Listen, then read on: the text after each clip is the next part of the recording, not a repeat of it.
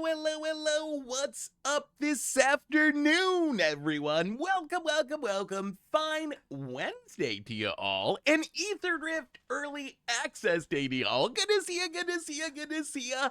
What is up, Lando? Plasmatic Sock Puppets, Throy, JC, Fox, Birds. How is everyone doing today? Silty Smagger, DPNY, Randomy. Hopefully you all are having an amazing day. Today, it's a special day. It is Early Access Day. What Early Access Day means is this is a pretty special stream. Normally when we do a stream, we pick a deck or two, we play them for a few hours. Today we're going to be jumping around. I got about 1 million new decks, build around new Aetherdrift cards, some that we built together yesterday during our bonus brewing stream. But we're going to jump around, play a few games with each deck, and try to get a big taste of what Aetherdrift's like in the next few hours. And then the stuff that's sweet we'll come back to in the future and do full videos on and stuff. So that's the plan for today. And we had a lot of decks, and we don't have that much time on Early Access Day, which means we should probably just get right into the decks. But I'm curious, you can see the full deck list. Are we doing Exhaust Soul Cauldron things? That's another thing that I'm excited about. You can see all the deck lists here. There's way too many for us to actually play in one stream.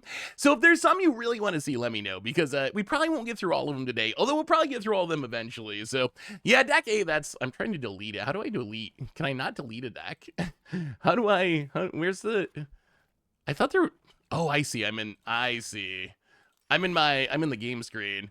Yeah, that's a Budget Magic deck. I'm gonna delete that real quick. You don't need to see that. Come back on Monday on the YouTube and you can see that deck. All right, let's do our reminders. Let's do our reminders real quick. Do we have Redshift Cauldron? Yes, although honestly, so Redshift is in the Teamer Exhaust deck with Cauldron. Honestly though, I'm kind of meh on Redshift. I think it's like, I put it in the deck, but it was actually one of the like last cards I added, and I was like, well, we're an exhaust deck, so we got a lot of abilities. But I actually think that it seems tough to get the 12 mana ability to pop off in standard. Maybe it's going to be easier than we think. So, all right, let's do our reminders real quick. Talk about these decks, start playing some Magic. So, replay YouTube for all the old streams, normal YouTube. Today we did some Flashnum Angeling for Against the Odds, basically trying to build a deck with Herald of Eternal Dawn that makes it so we can never lose the game with a bunch of like hexproof and this weird lock. If you haven't seen it, it's a fun one. Check it out on the YouTube sometime. A reminder that our sponsor today is Card Kingdom. If you need some magical cards, you can get them over at cardkingdom.com/mtggoldfish. You can get a free goldfish sticker. Let them know you want one in your order notes, and they'll hook you up. Dolomite, welcome to the Fishbowl. Thank you so much for your subscription. Big scoops here for our new subscriber. So let's talk about these decks super quick. We're going to go over them super quick so you can get a sense of what we're working with today. Let me know what you want to see, and then we're going to jump into it, start checking out some of these new themes. So here's the quick rundown. Rakdos Max Speed, as it suggests, it's literally all the max speed cards to see if the mechanic's even any good. So I do want to try it sometime to see the mechanic. Then we have 3 different discard decks. These are all decks that are built around Monument to Endurance, Crib Caller's Chariot, the different self-discard synergies that we have access to. The Is It one's kind of a Captain Howler deck with some of the same synergies. So basically discarding your own cards for value. Then we have 2 different Loot Cauldron decks. This is just a generic Agatha Soul Cauldron loot deck. The idea is you get loot under Soul Cauldron, then all your things can do the loot exhaust abilities, and it gets really wild. So that's just generic good stuff. Teamer Exhaust, kind of the same idea, but built around the exhaust mechanic. Esper Ketramos. This is a Blink and Exile deck that's trying to just go off with Ketramos, draw as many cards as possible. Repurposing Bay, our artifact birthing pod, Boros vehicles, kind of like the old standard deck. It doesn't look the same, but Boros colors, crew your vehicles, play your vehicles, Chandra to get your vehicles in with haste and make some vehicles, crew them without having a creature, Vehicle Reanimator, max speed artifacts, another Ketramos deck, Haunt the Network. I'm really intrigued by Haunt the Network. I feel like this might actually be one of the sleepers from this set. It is 5 mana. But being able to make 2 artifacts and then drain equal to your artifacts seems like it can be very strong. Plus, we have Curse Recording to theoretically double it up, which could just win us a game on the spot if we have enough artifacts. So that's that. Grixis Wheels, this is another discard deck, but it's a little different. We're, instead of trying to like discard a bunch of cards one at a time, we're hoping to play like a Marauding Mako or a Scrounging Skyray or maybe both, and then just wheel our hand, make them huge, kill our opponent a couple of attacks. Gearhulk combo, super janky. We built it yesterday, but trying to play a Cold Stroke Gear Hulk, get back enough clones to win the game immediately. Another vehicle reanimator, Boros Ether Spark we built yesterday, and then Infinite Mimeoplasm. Dan Wildfire, welcome to the Fishbowl. Thank you so much for your subscription. Big super chat for you. Thank you. I think I figured out. Yeah, goblins. I have a goblin stack, but it might possibly be our first budget magic for the new set. So we're probably not going to play it today, just not to double up. Hey, what's up, Winzo? How are you? Hey, good to see you, Daniel. Hello from the US. In this deck, I think I might have figured out, against the odds way, but still, a way to break the new Mimeoplasm. So bear with me. And I don't know if this probably won't be really competitive. Also, why does that character look so familiar to me? I swear that that's from a TV show that I watch, or like something. Like this version of the new Mimeoplasm looks so familiar. But okay, so here's what I think. I think if you play a Mimeoplasm, exile Ramos in a Hero's Bane, you can go infinite, right? So you play Mimeoplasm, X equals 4, so you get 12 counters. You exile the Ramos, pay 2 to turn it into Ramos. You remove 5 counters from this Ramos to make 10 mana. Then you pay 2 mana to turn it into a Hero's Bane to pay 4 mana to double the counters on the Hero's Bane, which is actually the Ramos. It was a Mimeoplasm. Then once you double the counters, you go back to Ramos to remove some counters and make a bunch of mana, back and forth, and then turn into Goldvein Hydra after it gets super big to win the game. So maybe it is Slime from Ghostbusters. I feel like, oh no, it's a Rick and Morty thing. It's a Rick and Morty thing. It's a Rick and Morty enemy. Was there not a Rick and Morty enemy? It had something to do with trains, and they like hated each other. I cannot remember this episode that well. They like were fighting, but then time stopped and they all loved each other on like a train. Does anyone remember this Rick and Morty? I don't know. It feels exactly like that Rick and Morty character to me. But anyway, let's start with something simple. We gotta get into the magic here. Let's start with the chase card of the set. In a deck we brewed yesterday. Let's try some Aether Spark action. So this is an equipment Aether Spark deck. Aether Spark, one of the most hyped cards from the entire set. This is the chase card. It's the face card. It's the headliner. Is it any good? Does this card actually do anything? Does it just flop? So what is the idea of this deck? We got equipment synergies. Kellen can find our Aether Spark. Stuff like Heartfire Hero, Emberheart Challenger draws cards when we equip to them. We have Nahiris to synergize with our equipment. A bunch of like Celestial Armors for protection, dissection tools, some leyline axes. Basically Boros Aether Spark equipment. Oh, it kind of looks like the Space Aids. Yeah, it does. It does. All right, let's do some magic, Gig. So, is Rick and Morty any good anymore? I feel. Oh no. Oh wait, this is not the right deck. Hang on. Out. I have too many Boros decks. How did you build Captain Howler? I'm playing Captain Howler for a Commander Clash. And I'm curious, is Captain Howler in Commander, is it just a wheel deck? Like, is that how you build it? Or do you build it more to... Wait, where'd the Aether Spark go? Oh, there it is. There we go. Do you build it like an equipment deck or like a wheel deck? Or do you focus more on like discarding cards one at a time to maximize the card draw ability? Like, is Captain Howler about adding a bunch of power or about drawing a bunch of cards? That's what I'm not 100% sure on yet. But let me see, Doug. Let me see. Ooh, and a $61 version too. Well, if you're looking for a super cheap Captain Howler deck, Marty Mako, yeah, Conspiracy Theorist, Pilfer. Yeah, I think cards like Pilfer are so good. Anything that's like discard one card again and again and again seems so strong. This is actually, so my build wasn't budget, but this actually is like along the same lines of where I headed. Oh, we got an Aether Spark. Let's see if it's good. So what's your guess? Is the Aether Spark actually a good card? Is the Aether Spark actually going to be good? Oh, a Pioneer deck. Let me see, Daniel. Boommobile Protocol. I feel like Boommobile Protocol. Optimistic Scavenger. Well, let's get down Swifty. Yeah.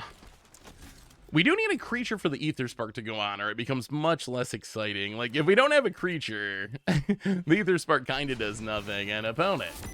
Momentum Breaker. Wait, are we just playing against... Are we just playing against, like, the... Is this just the best deck in Standard? I feel like this is just the best deck in Standard, again. I feel like we're just doing the best deck in Standard thing. Well, play the land. I guess we're gonna Shelter by Ghost, although it doesn't do much if our opponent's playing Edict removal. Crim in his Edicts. Pass the turn. So I think, yeah, the Boommobile deck, I think the idea is really fun. It seems like a really fun against the odds deck. Jeez, this actually is kind of just like the best deck in Standard. Pound it.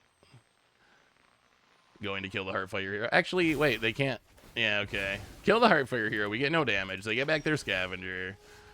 And, well, initial impression is that Aether Spark sucks. I think we figured it out. Aether Spark, totally unplayable. Oh, so bad. Okay, so we're seeing the downside. We're seeing the downside of having a Planeswalker that, without a creature on the battlefield, is unplayable. Which is, if our opponent just kills all of our creatures, then we're stuck with this Aether Spark in hand. And opponent plays a Bloodghast. Yeah, all this new fodder for the self-blink decks is pretty rough. Yeah, I mean, we're not gonna play the Aether Spark. There's no point. It just like does nothing and dies. You can't even -5 it. I wonder if you should have been able to draw 2 cards when you played it. Maybe it needed to have enough loyalty where, like, in this scenario, being able to play it and cycle it would actually be kind of nice. But as it is just sitting in her hand looking very sad. What do you think must be done in Pioneer to become a little more popular outside of RCQ editions? Thanks. I mean, I think the answer is that Wizards needs to take a more active hand in managing their formats. Like, I feel like I know the answer. I feel like Wizards knows the answer. I feel like Wizards knows the answer because they've actually said it before. They've said on like multiple occasions, like, oh, we're gonna actually take interest in Pioneer now. We're gonna actually, ban cards for the format and stuff. But then they don't actually do it. So I think they actually have to care. I think that's what it comes down to. Like, if Wizards wants the... Sure, you did it, opponent. Well, okay, so we learned that our brew, not good against the best deck in Standard, apparently, so far. Next. I'm kind of surprised people are playing that in the play queue on Early Access Day, but yeah, I think that's the biggest thing. It's just like, I feel like it's just neglected. Like, it's neglected tournament-wise as far as support this year, but I feel like the ban list is neglected. That's how I view the issues with Pioneer, is like, the format gets broken, and Wizards doesn't fix it for like a year or two, and that's just too long, and then tons of people stop playing, and then some of them might come back once they finally fix it, but then they do the same thing again. So I think it's just like a matter of interest, really. I'm kind of talking more long term than like right now. I think the biggest issue right now is the same issue that's been very hard to solve for a while, which is like Rakdos. If you look at the meta, Rakdos mid-range 16, Rakdos aggro 11. It's a hard deck to ban, though. Is it Fable the Mirror Breaker? I don't know. I don't even know if it actually needs bannings right at this moment.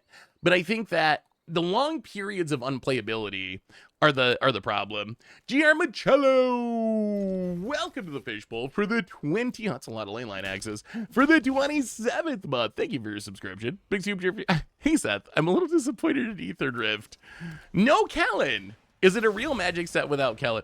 Well, I have good news for you. There might not be a Kellen, but there are a lot of loots. I think that's how you know if it's an in-universe set. If there's no Kellen or loot, then it's probably Universes Beyond. If it's an in-universe set, there's definitely going to be a Kellen or a loot somewhere in there. And yeah, no Kellens this time around, but we had a lot of loots.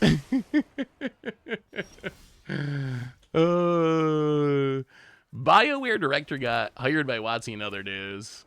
I don't really know what that means, but good maybe? I don't know. I don't really know BioWare. I've heard the name before, but I couldn't even tell you I know they make video games of some kind, but I couldn't even tell you a game that BioWare makes. Opponent, Dredger's Insight, gonna mill a few cards. Yeah, what happened to Kellen? That is actually a good question. I mean, loot's a good one. I also wonder if all this opponent is doing something wild over there. I also wonder if a lot of this is going to change once we... Do we just Leyline Axe and beat down? So I can Soul Cauldron. Eventually you're going to... That is so boring. You know what we're going to do? We're going to do what we came here to do, which is try to do Aether Spark stuff. So we're going to Kellen. Do a little tutoring here. With Birthright's Boon. Trigger Prowess on our Emberheart Challenger. And we could take the GD. Yeah, we got to do it. We're taking the Aether Spark. We came here to Aether Spark. Play the Heartfire hero. And go attacking. We're doing Aetherdrift Early Access today. So it's all standard. It's all best of one. But we get to try a lot of new cards, which I'm very excited about. No viewer games today. We will do some viewer games once the set drops in a few weeks. We'll do a viewer battle stream. See everyone's new brews. But I do wonder if this... So do you think the storyline of the Omen Path, right, of anyone being able to planeswalk now, that started after the Phyrexian stuff, do you think that's, like, the future of Magic? Like, do you think 10 years from now, we're still going to be doing that? Or do you think that's just a storyline... Like we had the Phyrexian arc. We have different storylines that come for like 2 or 3 years.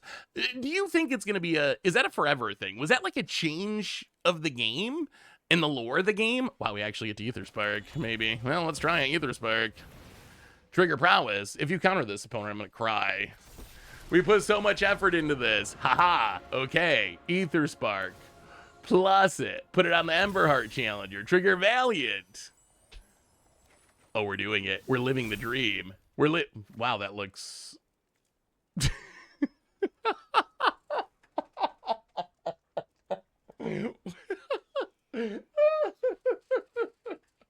I will say I was expecting the headliner to look a little bit more visually pleasing on the battlefield, but yeah, I guess that also works. I was expecting something kind of epic and beautiful, but no, it's gotta, I don't know. I don't even know what to think of that. It is not what I expected. Opponent gonna get the Soul Cauldron, gonna exile. What did they exile? Oh, just land. Okay. I mean, Aether Spark's up to 9. Oh, there's a loot. Aether Spark's up to 9. 9. That is a big number. Okay, that was actually kind of insane. And now we can Leyline Axe for double strike. Think of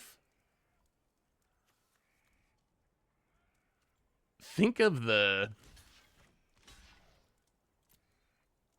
mana we can make.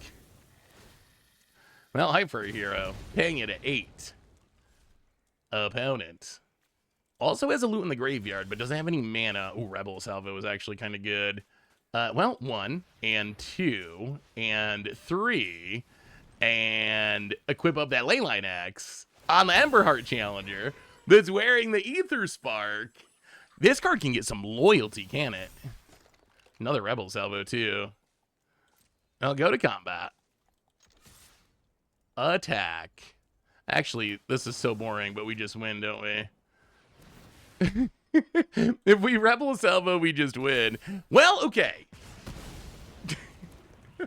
The Aether Spark technically didn't do anything. we spent 4 mana to cast it. I mean, I guess... No, that's not true. It triggered Valiant. It triggered Valiant on our Emberheart Challenger, which was very important.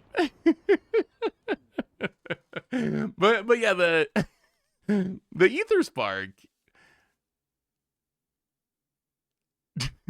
The Aether Spark didn't really do much, did it? All right, we gotta. It is a little ugly. You know what? We gotta try real quick. It did give. Yeah, the counter was relevant, but I think would we have just won that game anyway? You know what I'm gonna do? In fairness to Watsy, I'm gonna get rid of this extended. I wonder if it's the extended border that's making it look weird. Let's get rid of the borderless one and try that one. We'll play a couple. We usually do like maybe five games per deck roughly, and then we'll switch so we get in as many as possible. I mean, the deck felt good there. Is the event going well? I mean, we just started. So far, it's fun. We saw an Aether Spark. We have some crazy things to try that we haven't gotten to yet, though. There's some stuff I'm really excited about. What would you think about a deck with Aether Spark, with God Pharaoh Nicobolas? Yeah, I have that happen a lot too, Ludi. With Standard being rotating slower now, I keep going back and like seeing a card like, wow, I can't believe you're still in Standard. I remember you from a few years ago. Favorite card from the set? I will say the card, I don't know if it's my favorite, but the cards that I've built the deck, the card that I've built the most decks around so far is probably Monument to Endurance. That card really interesting to me, just because we haven't seen that style of self-discard reward before. I don't know if it's my overall favorite, but that's the card that has me really interested in brewing. Radiant Lotus, I'm also very intrigued by. But it might just be Monument at this. But I also really like Curse Cloth Wrappings. I don't have a deck for it yet, but I do like the idea of it. Well, we're good at drawing Leyline Axe, that's for sure. Artifact Birthing Bot's super cool. Omnicat was like 7 years ago. You make me feel so old. I had this conversation with, who was I talking with? I was talking with someone. Do you realize that it's 2025 now? Magic started in 1993. The middle of Magic, like the midpoint of Magic, is something like Innistrad, like original Innistrad. It's insane. I've reached the point where I've been playing Magic for more than half of its life, and I did not start. Yes, we have a bunch of discard decks we're gonna try. I did not start in the 90s. It's crazy how long ago it was. It feels like Innistrad or Theros was yesterday, and then you look at the calendar and it's like, that was 10 years ago. That's the little baby Seth was playing with that set. Are we, you know what? I mean, you put Leyline Axe in your deck to put it on creatures, so we're going to put it on a creature, and we're going to attack you. Every time I play Leyline Axe, I come away from it feeling like, well, that's disappointing. I come away from it feeling like it's actually good. I wish I started back in Ice Age. I miss the 90s. What do you think of a Jeskai discard Reanimator deck with things like Monument, the 2 creatures that get counters to help you discard, Queen Gala, Helping Hand, Phyrexian Dragon Engine? Ooh. That is a spicy idea. Well, okay. I guess we just kill this. We could wait and try to get some blowout if they eventually try to flip it, but... Huh. So we are seeing one of the... Seth has had a beard pretty much forever. I was born with a beard. Born with a beard. But no, I've always liked the beard thing. I've had a beard relatively consistently from the time I could grow one. There's been I've shaved a couple of times. I haven't shaved in the last,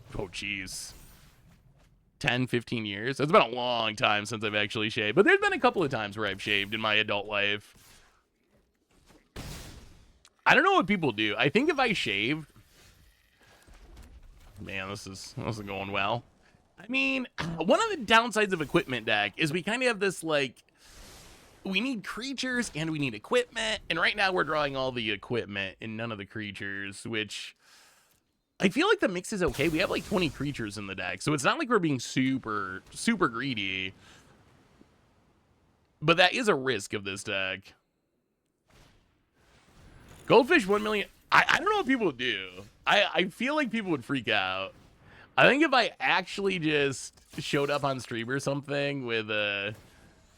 If I actually just showed up on stream clean shaven, people would not know what to do. They would not know. I would lose so many subs that day. everyone would unsub.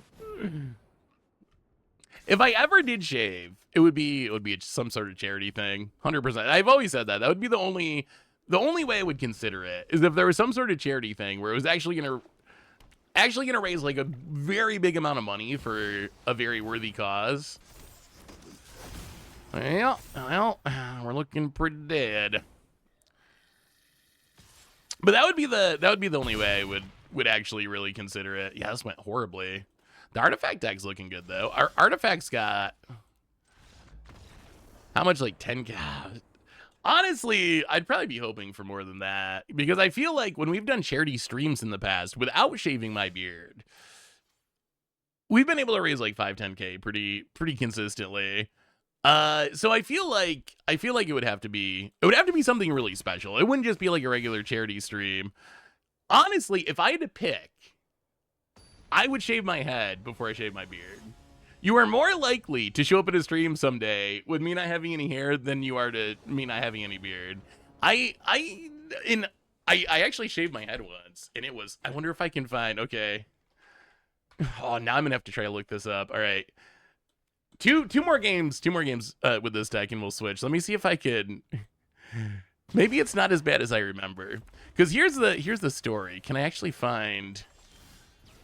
Can I find a picture of shaved head Seth? I hope not. Hopefully they've all been deleted off of everywhere. Let's play. So a long time ago, I had this brilliant idea. I was going to cut my own hair. Ambitious. I would warn against it. I would say, in general, I would not cut your own hair. Yeah, I don't think any photos of it exist on the internet, which is a good thing. It did not go well. I was like, I'm gonna cut my own hair, and then every time you like do it, it's a little off. So then you got to cut a little more on this side, but then to even up, you got to do a little more on this side. And the next thing you know, it was like getting really short, and I was just like, you know what, screw it, and I just shaved it off. I do not have the head for being bald. Thank goodness that I have hair.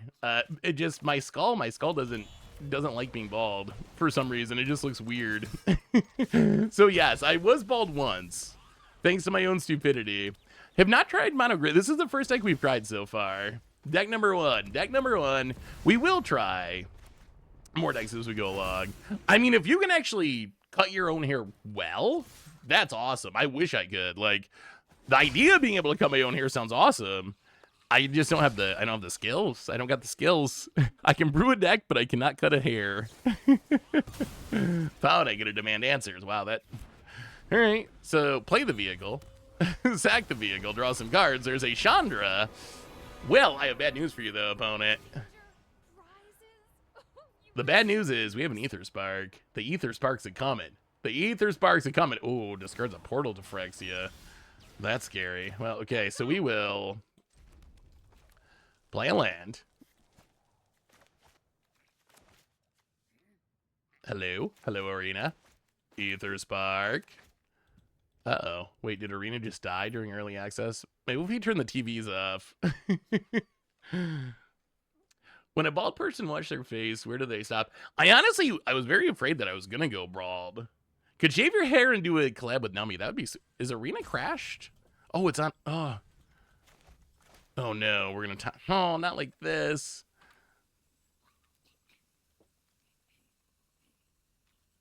I can't even say anything. Okay, this one... Sorry. This is... Oh. I can't even get out of it. All right, we're gonna have to do the old Control-Alt-Delete here. Avert your eyes. Avert. Oh, actually, my desktop's pretty clean at the moment. Not too bad. Look at all this. Look at all that space. Oh, Arena dying on early access day. Hey, what's up, Ario? How are you? Good to see you. I think we're probably gonna lose that match, though, most likely. Oh, by my standards? By my standard, that's super clean. When I switch computers, I lost Gangster Ragavan.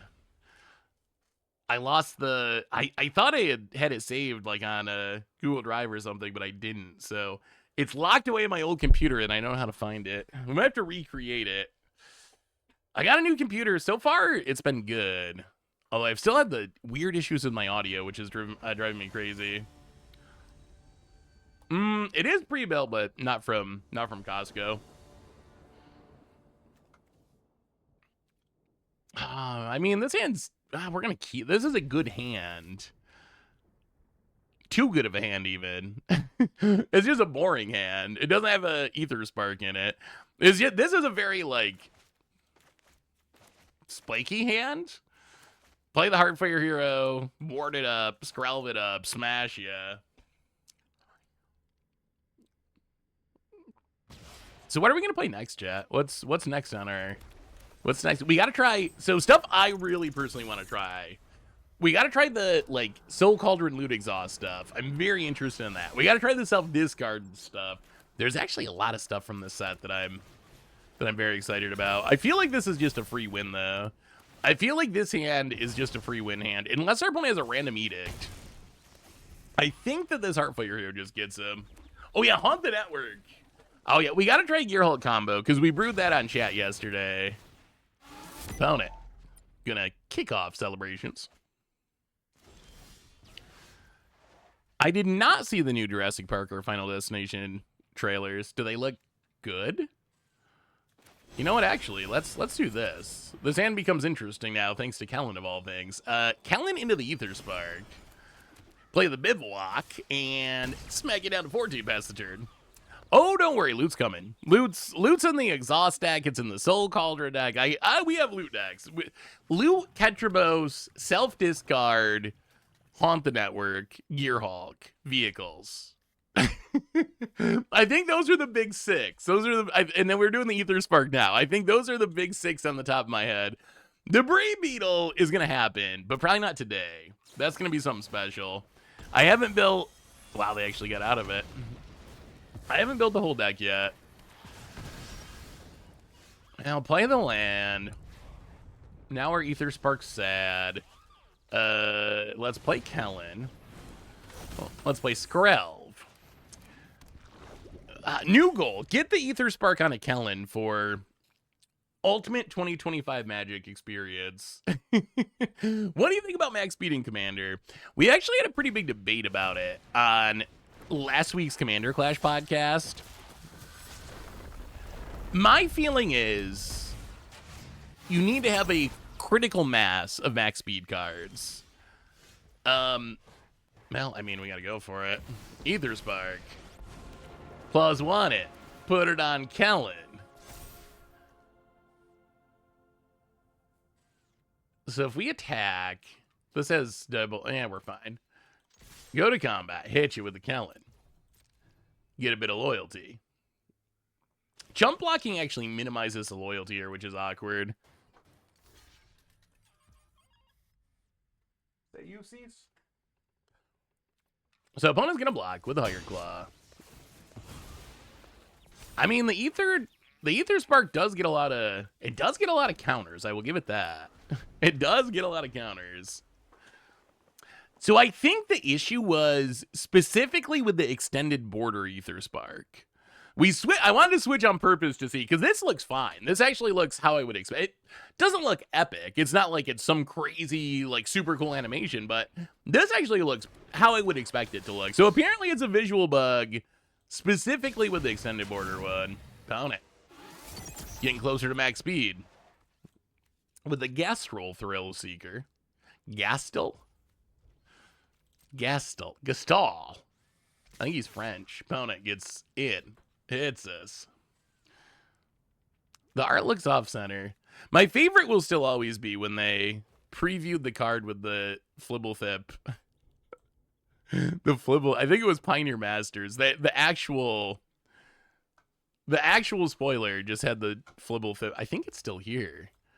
I swear it's here. I swear this is a thing and I'm not making it up. I swear. Yes! Chained to the Rocks.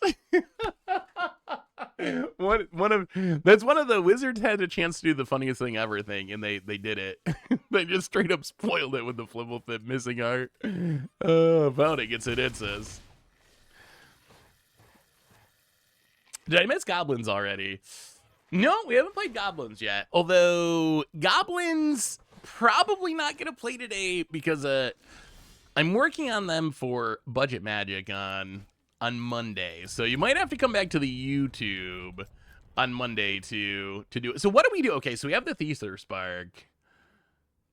Do we draw with it? So I guess we can do this. We can Shelter by Ghosts on the Kellen with the Aether Spark.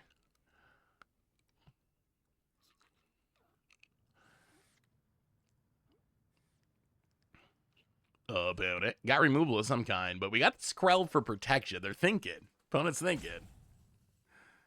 I don't know what to... So what do we do with this Aether Spark, then?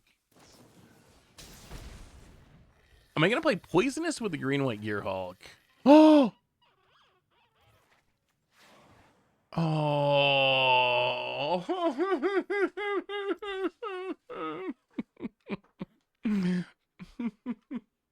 God dang.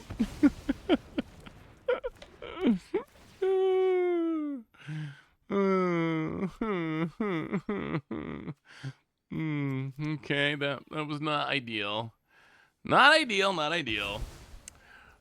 Man, Aether Spark, I wanted you to be good. Have we even activated Aether Spark yet? You know what? You know what? We should be getting something else that wins us the game, but instead we're going to get an Aether Spark because... because we need to activate an Aether Spark. I mean, that is one of the... We did attach it. It put a counter on things. It triggered Valiant. It did trigger Valiant. Yes. That is one of the downsides of being an equipment planeswalker. It does die to Artifact A. If they have another Abrade, Aether Spark. Plus it. If you kill this opponent, I swear, combat attack with the Kellen. And an opponent just pieces out. All right. Last Aether Spark game, and then we're moving on. We're moving on to discards or loots. Last one. Yeah, that's some of the decks I'm most excited about too, is to see how that synergy works. The cards look so cool. I mean, this deck I think is fine. Still have not gotten a great sense of how good the Aether Spark is. I don't know. I would say initial impressions, first time playing the card or these games. Very, very, very, very early impressions is it might be a little weaker than I thought. I mean, this was always a card I was on the fence about, where I was like, this is either going to be busted or horrible. I don't know. Like, I could see it being incredibly strong. I could see it going unplayed. Early reaction to the Aether Spark is you got to jump through some hoops. And then even after we get it on a creature, we've had multiple times where it's like, yeah, I guess we can draw it too. That's kind of nice. But, like, I don't know. I haven't been like, yes. Once you get the extra non-standard synergy, Stone Forging it, Enlightened Tutoring it, Pure Steel Palading to free equip it.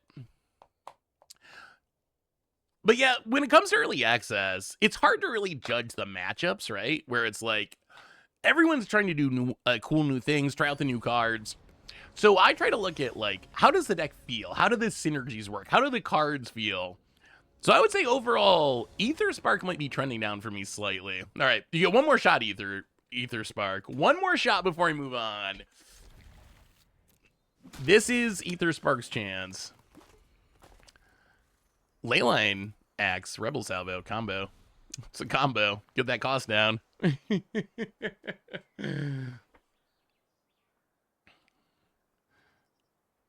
I mean, that is 100%. Like, this is super early gut reaction. I'm not saying Aether Spark is bad. I'm just saying that so far, sometimes you play a card and it's like, immediately you're like, oh my god, like, this card is insane. I haven't gotten that feeling with the Aether Spark. So far, I've been like,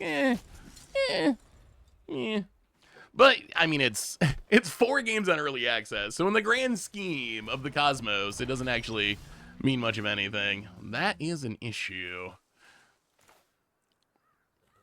I mean, I guess we can Rebel Salvo it. Actually, no, this is probably better. Let's just we're going to take the hit, I think. Birthright Boon. Get a Shelter by Ghosts. Pass the turn. Hope that our thing lives. I mean, I got some Ketramos decks we're going to try. I think Ketramos is busted. I think that card's busted. Those dinos are big. Golly.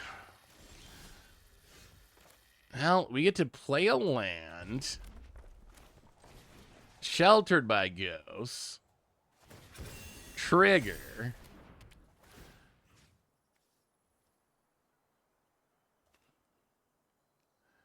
I guess we gotta get rid of the hammer skull.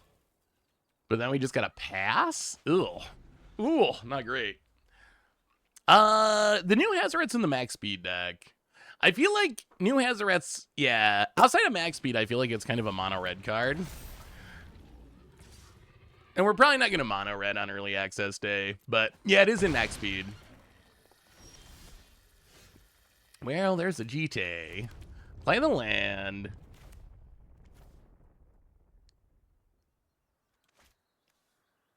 So we have to play this. So play the GT. Equip the GT. Trigger Valiant. Rebel Salvo the Lord. I mean, I think this might keep us alive, but we're actually, these dinosaurs are smashing us. So what can I do with this? Lost GT. Untap a land. Target creature can't block this turn. Put a +1/+1 counter on. All right. Yeah, pass the turn. I mean, the only problem I see with Hazoret being in other decks is... Oh, that's another good Aether Spark answer. The only issue I see with it being in other decks is you do have to turn on max speed for it to do anything. And I worry that other decks might not really realistically be able to do the max speed thing well enough. All right, well, we untap. We draw land. So our opponent can sack this to get rid of the... Oh boy, Aether Spark. All right, I mean, play Aether Spark, I guess. I think this is just game, though. So play the Aether Spark. Aether Spark just feels too slow here. Do I have a deck with Lotus and Boomobile? It's something I've been working on. I don't know if I've figured it all the way out yet, but yes, it's something I've been working on. I could see that. Is just a cheap way to trigger things. I could see that. Well, I mean, we're just going to attack. If our opponent does the thing they should do, I think we get racked and lose, but... All right, opponent going to do a different thing. They're going to Haywire Might. I mean, I think we still lose to this. Haywire Might sack to kill the lifelink. Yup. All right. Sure. And game. Well, deck number one... Aether Spark, I don't know. It felt very clunky and slow. Not that that means much, because it's early access day. Let's move on. Let's move on to our next. What's our next big thing? We gotta try loot. Everyone, you know, let's try the exhaust deck. Let's try exhaust. I think my first impression of the Aether Spark, not overwhelmingly positive. Let's try this exhaust deck. So this is a deck that has Boomobile. People are just asking about. It's got loot. The idea of this deck, though, is to take advantage of exhaust synergies, specifically with Egg of the Soul Cauldron. So if we get stuff in the graveyard, with like Kiora, for example, or by stuff dying, or by Broadside Barrage, we can exile to Egg of the Soul Cauldron and give everything the exhaust abilities of whatever we exile. There's also some neat synergies with Afterburn Expert, where we activate an exhaust ability, we get them all back. If we have Draconics Engineer, we activate the haste ability. All the Afterburn Experts return first, then they get haste, kind of like a weird Vengevine style thing. So let's give loot a shot and see what happens. As a showcase partner list, Japanese are available for early access for loot. It is not, sadly. I tried to get the cool art. All right, let's do some looting. Oh, I got the hiccups out of nowhere. Pat Crickley, what? For the 7th month, welcome to the Fishbowl. Thank you so much for your subscription. Big soup cheer for you, thank you. Save me all my money for Final Fantasy. Thanks for opening the packs to scratch the itch. My God. Did that opening not go well? I think that as far as value, that was one of the worst openings we've had in a minute.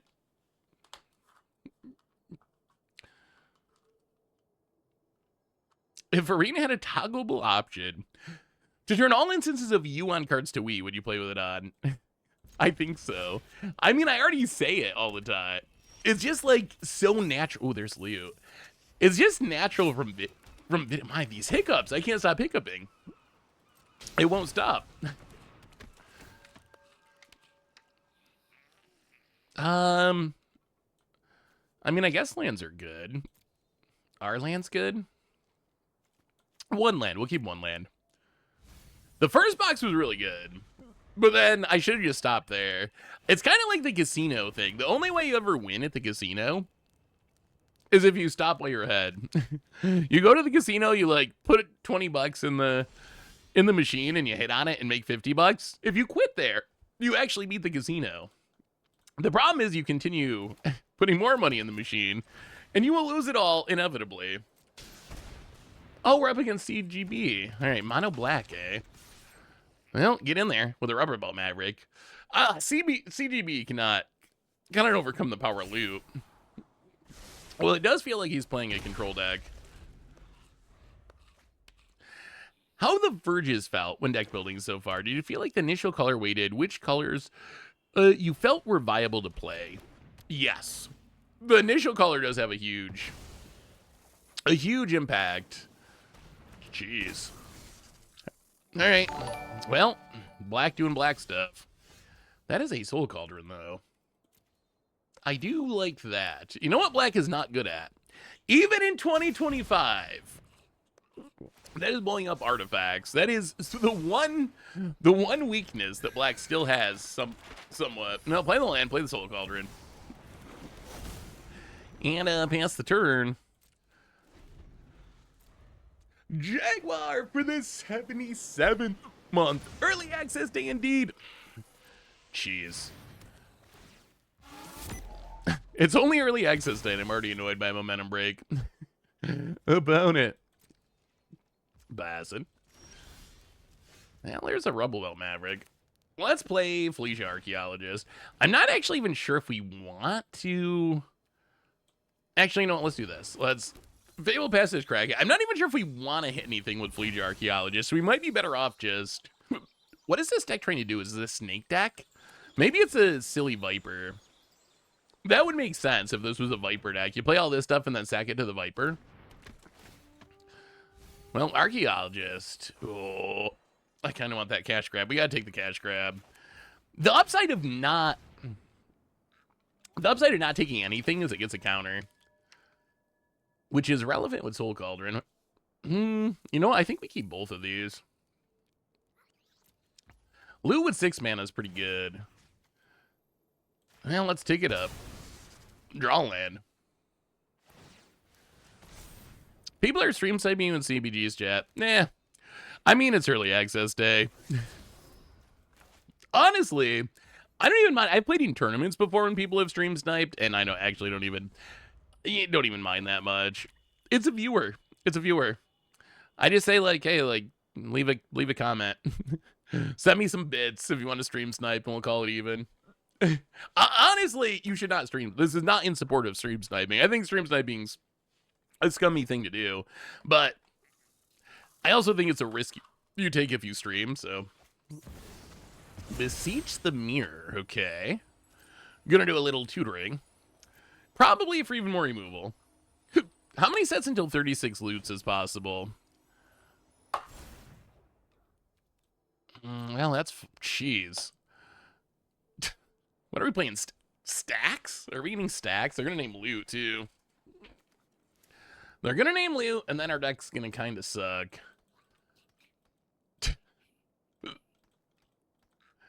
I mean, I imagine they name loot. Especially if people are telling them what we're doing in their chat.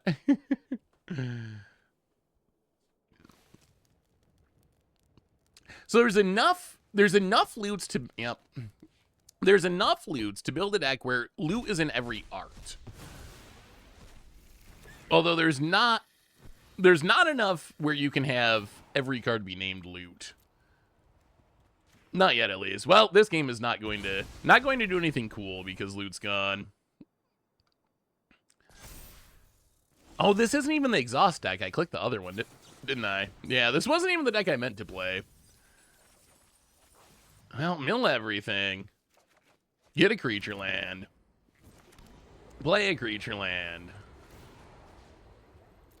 Hmm.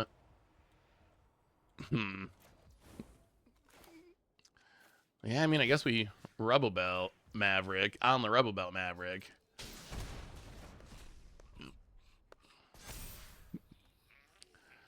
And I mean, get in, hit you for 2. We're gonna leave back this archaeologist for looting. Pass the turn. I think Aetherdrift would be good in a synthesizer deck or a more artifact-focused deck. What do you think? Could be possible.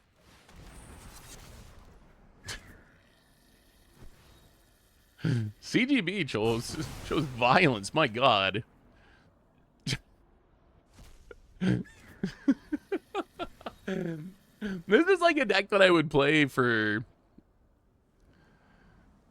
This is like a deck I would play for Teach Arena Zoomers. Rolling this out for early access is hilarious. People. Oh, now I kind of want to do a troll video, but I'm afraid people get mad. Actually, I'm afraid people get mad if I actually made a troll video on early access day. But it would be funny, where you just play a deck that doesn't try to win, but just tries to exile all of your cards from the new set from your opponent's deck. Well, get in, hit you. Play the Copperline Gorge past the turn.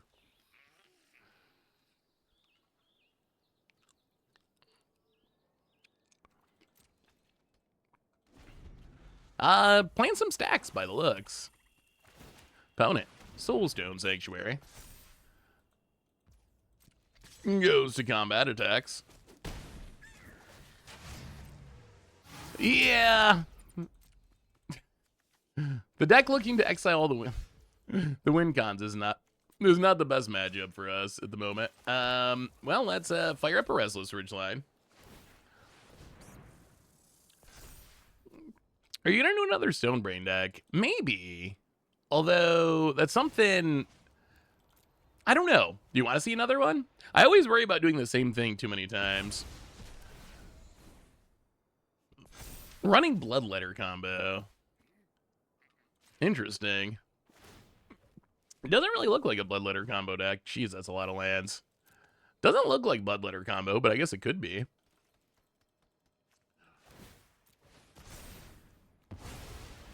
Ancient Vendetta in the main deck on early access day. Are you allowed to play with special guests on early access? So special guests are not legal in standard, so there's not really any place to play them. Rankles Prank. Well, you got our lands. You did it. Our hand is emptied of lands. Locust Spray. Wow, this is actually just straight up like a troll deck. We draw even more lands. Well, we are very good at drawing lands. I will give our deck credit for that. Well, it's Restless Ridge. Another Soul Cauldron, also not good. Yeah, I think this one's officially over. All right, so I think this one just doesn't really count as anything. I think we kind of just got trolled. So well done, CGB. That would actually make a hilarious video. It would make a super funny video to do that. I don't know if I have the guts to do it because I think it would just anger people, but I think it would be a absolutely banger YouTube video. The concept is just so funny of going to early access day and just playing all the extra paints and all the surgical extractions, just trying to exile all the loots, exile all the ether sparks. We didn't even see a win con. We just saw we saw more rats and sweepers. Oh, I hope he's making a video of it. That would be hilarious. Oh yeah, we can change to the exhaust one. The exhaust one I think is well, I want to try it. One of the things I like on early access day or at the beginning of his set. So this deck, I'll show you the deck. So this is a straight up exhaust deck. One of the things I like doing. So this deck, it's super exhaust heavy. It has literally if it's a somewhat playable exhaust card, Redshift, Grease Wrench Goblin, Afterburn Expert, Boommobile, Loot. If it's a somewhat playable exhaust card, it's in our deck. I think one of the good ways to build decks at the very start of a format is to just overload on the new stuff. Yeah, you're probably gonna end up cutting some of that stuff, but that's the best way to figure out how good cards are, just to play with them a bunch. Does not have the unlimited exhaust card. I don't think the unlimited exhaust card is good. I think Agatha's Soul Cauldron basically does the same thing, but it's just a way better card. Sleep Cursed Fairy. What does Sleep Cursed Fairy do with our deck, though?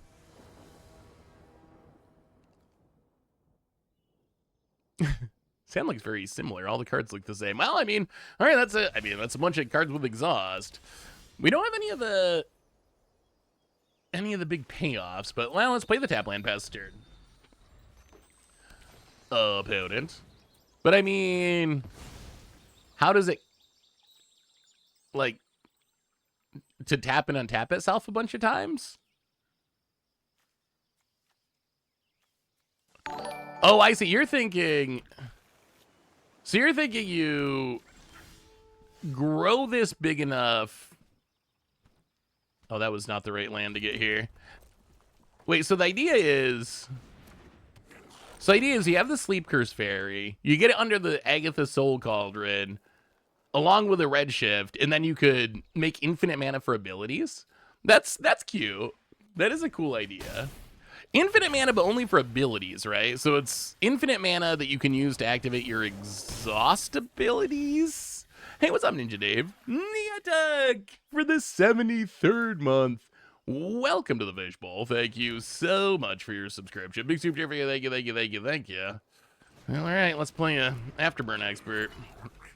Pass the turn. Opponent. That does sound like a fun against the odds deck. We'll see. I'm curious. I'm curious how much that 12 mana ability actually does. Seriously, really? Well, that's probably our death, I think, because now they can exile it. Double probability's pretty good for our opponent. Hits us down to 8. Well, we'll play this very powerful Redshift Rocketeer. And... ugh, how do I land past the... well, alright, play the Draconics Engineer. Maybe we do some sort of double blocking to survive? No achievements or anything.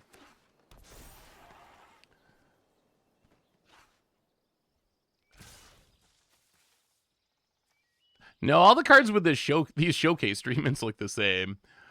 All the art looks the same because it's all like this weird comic art, and then all the borders look the same. So if you have 2 cards with that showcase treatment, to me at a glance, I cannot tell the difference. Like, it is very, very hard to actually tell. Well, we're gonna double block this Key Knight Curator. Opponent. Yeah, we played some interesting matchups so far, that's for sure. Oh, there's a Kiora. I mean, honestly, we're still in this game. We're at 2. Life is not good, but we're also not dead. Opponent's only got 2 cards in hand.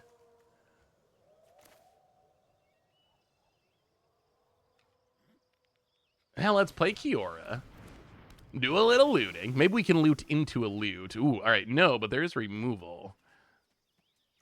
Now let's discard this and this. Do we want to haste? You know, I actually think we activate the haste ability just to get the counter on it. Pass the turn. Yeah, this is an aftermath Soul Cauldron deck. Oh, I am very happy the energy didn't return. That would have been a disaster of disasters. Actually, should we try to keep, okay. If we block here, that's 6 cards in the graveyard. This, yeah, I think we actually do it. We're gonna try. We're gonna try to get this Cure to pop off. Oh, there's the loot too. So Broadside Barrage. Hit the Bloom Kit. Discard the Barrage. Torch the Tower. Ouch, down to 1. But that's 8 cards in the graveyard. Kiora gets in. Yes, we would like an Octopus Friend. Hit you down to 17. And are we going to stabilize this? Are we going to stabilize opponent? Regal Imperiosaur. Can we play this without dying? I think so. All right, there's the loot. Loot has arrived. Pass the turn. Opponent. Daniel Park Forever for the second month. Welcome to the Fishbowl. Thank you so much for your subscription. Big soup for you. Thank you, thank you, thank you, thank you. Did you play during Kaladesh Freezing Fist? In, like, standard, like Kaladesh Standard, like 10 years ago or whatever. I think that's why Energy's reputation is not just from Modern right now. Like, yes, it is something people are complaining a lot about in Modern at the moment, but its reputation is largely because of how it broke Standard last time around. Double 420. Welcome to the Fishbowl. Thank you. Let's do loot things, which I guess is... Oh, actually, can we be sneaky? That's a token. So we can attack with... Oh, okay. Well, what if they double... Okay, this should work, right? So we go to combat. We attack. Let's see what our opponent does. What do you do against the gremlin opponent? What do you do when loot comes for you? So one trick we can do is if they block, we can just lightning bolt with the loot. All right, opponent's just going to take it. Opponent's just going to nope out of making that decision. Take the beats. Down to 13. We can activate Exhaust to instant speed, right? Yeah, let's pass the turn. Opponent on taps. And... Keen-Eyed Curator. Okay, that is good against Soul Cauldron. I mean, Mono Green has a lot of good cards. I feel like Mono Green's probably a very good early access deck. I don't know if how it does. We have not seen a Sunfall today. I don't know how Mono Green will do once Sunfall becomes part of the meta again, but in the short term, you know what? I think we sack the Octopus. We can always make another one. We don't need that 8/8. Has Infect ever been a problem? Not real. I mean, maybe you could argue like the very beginning of Modern, where it was like second place with the first Pro Tour with Burning Shoal or something, but I don't know if Infect has ever really been a problem. I think the problem with Infect is more that people just don't really like. A lot of people don't like it. It's a mechanic that people find frustrating. But I don't think it's ever really, that I can remember. There's been times when it's been tier 1 in Modern. The first Modern Pro Tour was probably its best, but then Blazing Shoal got banned. I don't think there's ever been a time when it was like problematically powerful. Last time it was in Standard, it was like straight up bad. Well, all right. Well, that didn't work. Opponent Keen-Eyed Curator their way out of everything. And now I don't like where we're at. We have a loot, but it doesn't do anything, and that's a 7/7 Trampler. Are we just dead? I think we're just dead.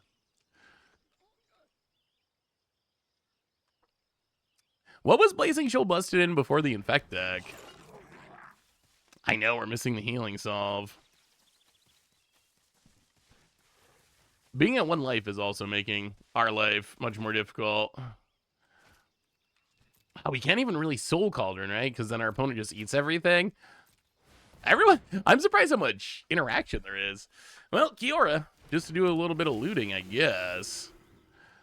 Draw some cards, discard some cards. Yeah, Soul Cauldron's not going to do it this game. Play the land. I mean, we can attack to make it 8/8, but I'm not sure this actually keeps us alive. So Kiora, attack, make an 8/8. I mean, loot draw through is nice.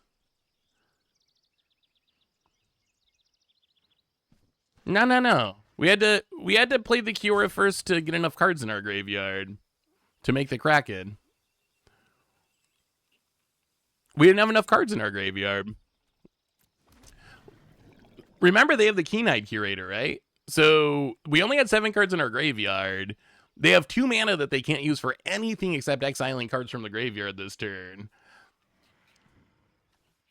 Am I not missing something? But they have the Keen-Eyed Curator. So they can exile 2 cards. I mean, maybe our opponent would not see it in punt, I guess, but I'm pretty sure we had to play it or else they just keen-eyed in response, and then we don't get the octopus. And if we don't get the octopus, we're dead. So yeah, maybe they wouldn't have done it or noticed it. That is possible, but probably not worth risking it. About it. Nah, there's a keen-eyed curator. I mean, we had another Kiora that wasn't going to do much anyway. Like, we need the octopus here, because the octopus is actually big enough to stop this 2-drop. Keen-eyed Curator is actually a very good card. The good news is, there are many punts that I don't get called out on, so I probably deserve that one for one that y'all have missed in the past.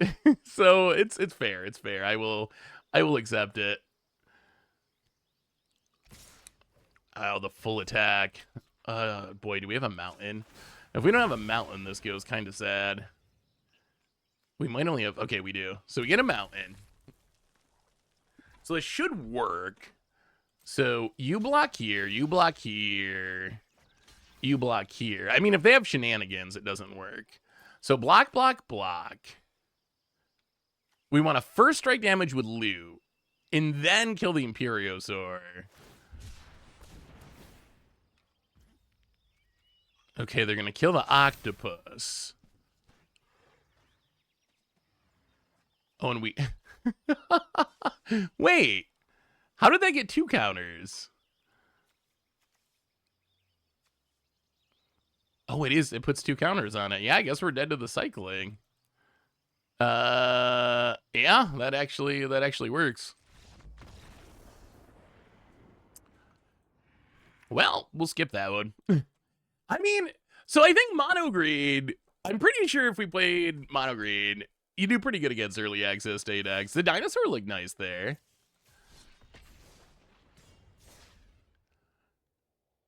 Can you hover on loot? Is there an exhaust indicator? Remind me of this game and we'll look at it. Angorosaur Rex, I think. Definitely early access day all-star. I don't know. Do you think that mono green can work in the, like, actual meta? I feel like a lot of the cards in the green deck, like, they're so powerful. They literally are power creep cards. Like, they literally are. But they just, like, they're so bad against this towns and, like, the self-bound stuff and Sunfalls. It's such... I don't know if I've ever seen... I don't know if I've ever seen a deck or a color combination that had so much power creep and was also so unplayable. It's such a weird paradox where they just keep like power creeping green, power creeping green, power creeping green because green sucks. But the power creeping just doesn't matter because the problem isn't that green's creatures aren't big enough. It's that they just don't line up with the removal very well. Yeah, I think that's kind of the issue, right? Is just there's so much removal. There is 12 mana Galta. There's even Surrak, so you can haste it in. That's how I built my mono green power creep deck. Galta and Surrak. Do you think this town would get banned? Is it too strong? I'm not really at that point. Like, I don't know, maybe that's where it ends up. But I'm not really at that point yet where it's like, I think it needs to be banned. But I do think it definitely has a big impact on what's playable in Standard. Like, you can't just run out some... like a random 4-drop or 5-drop that doesn't immediately do something because like 30% of decks have that in their deck to be able to deal with it. So I don't think it's like it has to be banned, but I think it certainly has an impact on card evaluation. And I mean, I think that's something we're going to see more and more. That's one of the downsides, I think, of 3-year Standard. I think 3-year Standard has worked really well so far, surprisingly well overall. But I think one of the downsides is the power level of everything's going to be higher, right? Like, you got more cards. Well, that's not good. That's really not good. Oh, boy. So far, this deck is not worked super well. Man, maybe we got to play Control if everyone's just playing these green things. But I think one of the, yes, if you want to see deck list, exclamation point deck will bring it to a deck doc. I think one of the downsides of 3-year Standard is decks are more powerful. So when you see a new card, it's going to be harder for that card to compete, and it's going to be compared more to a more powerful deck because there's 3 years of cards in that deck. It's like comparing a standard deck to a Pioneer deck or whatever. So I think that's one of the downsides is you are going to see that a lot, where a lot of cards people are going to be, man, this is like the same thing. Sure. Opponent. Gonna go to combat. Gonna get in with the Hammer Skull. Down to 12. And not a land. And, well, quick and easy. Are you going to play with the Vanilla Legends? Probably unlikely. Unless I can figure out something cool. Like, so there's a chance some of them see play in some places. That game we didn't even draw any lands. And we just got ran over by mono green. I mean, personally, I would enjoy a format where things changed more. Honestly, I think a lot of Arena players would. I feel like a lot of Arena players would actually embrace a format where, like, the top deck was banned every 3 months or every month or something. I think Arena players would love that. Paper players. I don't know if paper players would appreciate it. It works on Arena, right? Because in theory, cards are cheap, or at least could be cheap. In paper, it's a lot more painful. If you're spending $400, $500 on a deck, and then the next month, Wizards just like, it's banned.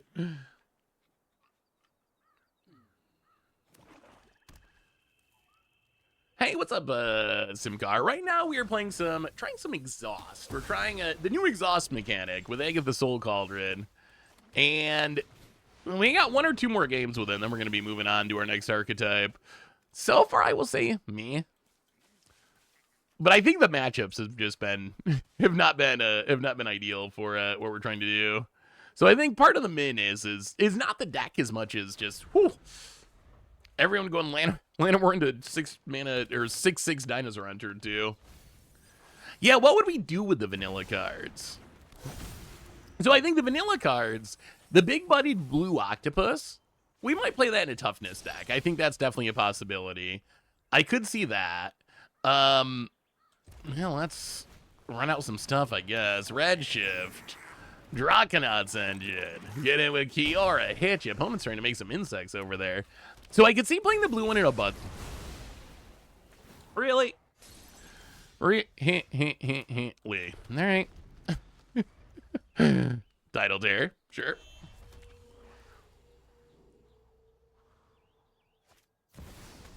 And Overlord of the Bailmer. Hey, Seth, how are you? Do you think the MTG is getting old to the point that it will die out? I recently started bidding LGS again. There's no one under 30. Probably not surprising considering the prices, but maybe it's just in my city. Well, let's play this loot, I guess. And go attacking. Let's see how smart our opponent is with loot shenanigans. Ah, the answer is not very. Haha, okay. So opponent, watch this. Opponent blocks the loot. Oh no, first strike. Strike ya, and then, before real damage resolves, bolt ya. The loot shenanigans. And that's how you deal with a 5/5 with a single loot. Opponent. I mean, I think there are younger players that play Magic too, for sure. But I do think the average age of a Magic player is probably like 30. Like, I think that's actually like kind of normal for Magic. I think Magic has often had like an older player base because a lot of time kids, I think, or younger people start with Yu-Gi-Oh or Pokemon. They have the TV shows and have the toys. And then if they really love TCGs, they eventually end up playing Magic. And then even then, you might start on Arena playing digitally. I was watching a lot of like tournaments over the last few weeks. There's definitely a lot of like college age people, high school people, some younger people. So I don't think it's like a huge deal, but I do think Wizards is intentionally going after a younger audience. I think that is a thing that is happening. I think they are intentionally going after a younger. I think some of the stuff we see with the Universes Beyond stuff, even like just like the goofiness of sets kind of makes it more young person. I've been struck by how Magic art style recently over the last couple years has started to look much more like Hearthstone art. A lot of the base cards, at least, has just got like this when I think of Hearthstone art, I think of like super goofy, not serious at all, like super like unsetty. And I feel like Magic's went more that direction. So I think some of the things that Wizards has been doing has been intentionally to try to draw in younger players. We need Murlocs. We need some Murlocs in Magic. If One Piece or Flesh and Blood had a decent digital client, I think a lot of people would move on from Magic. I'm not convinced. Give it... those games, I think, are doing well right now, and I think that's cool. There's just not a long track record of games coming along and actually literally challenging Magic. There's just not a track record of it. It could happen. But I don't think it's that easy, because I think if it was easy, we would have seen it happen by now. Well, let's do this. Let's kill this. Loot away an Afterburn Expert.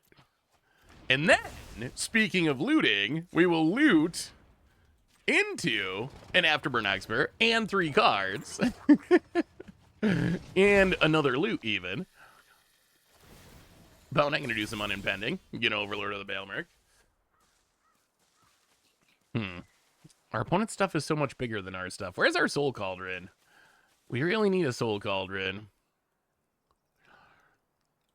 Maybe this deck just doesn't have enough interaction to stop. That Sweeper got us pretty good. I will say Exhaust is kind of annoying, isn't it? The Exhaust, I think that the criticism of Exhaust is overblown, but now that I'm sitting here with this loot, and I'm like, I really want to draw 3 more cards, I can see why people complained about the once per game aspect. I feel like we're just dying. I feel like we're literally dying here. Well, let's play the Draconauts. Play the Fabled Passage. And I guess we just pass the turn. Try to play some defense. Yeah, I mean, we just haven't drawn the Soul Caller. An opponent going to make a few insects here. Just a few. Opponent. Gonna go attacking and attacking. And does some milling. Opponent's managed to mill almost their entire deck.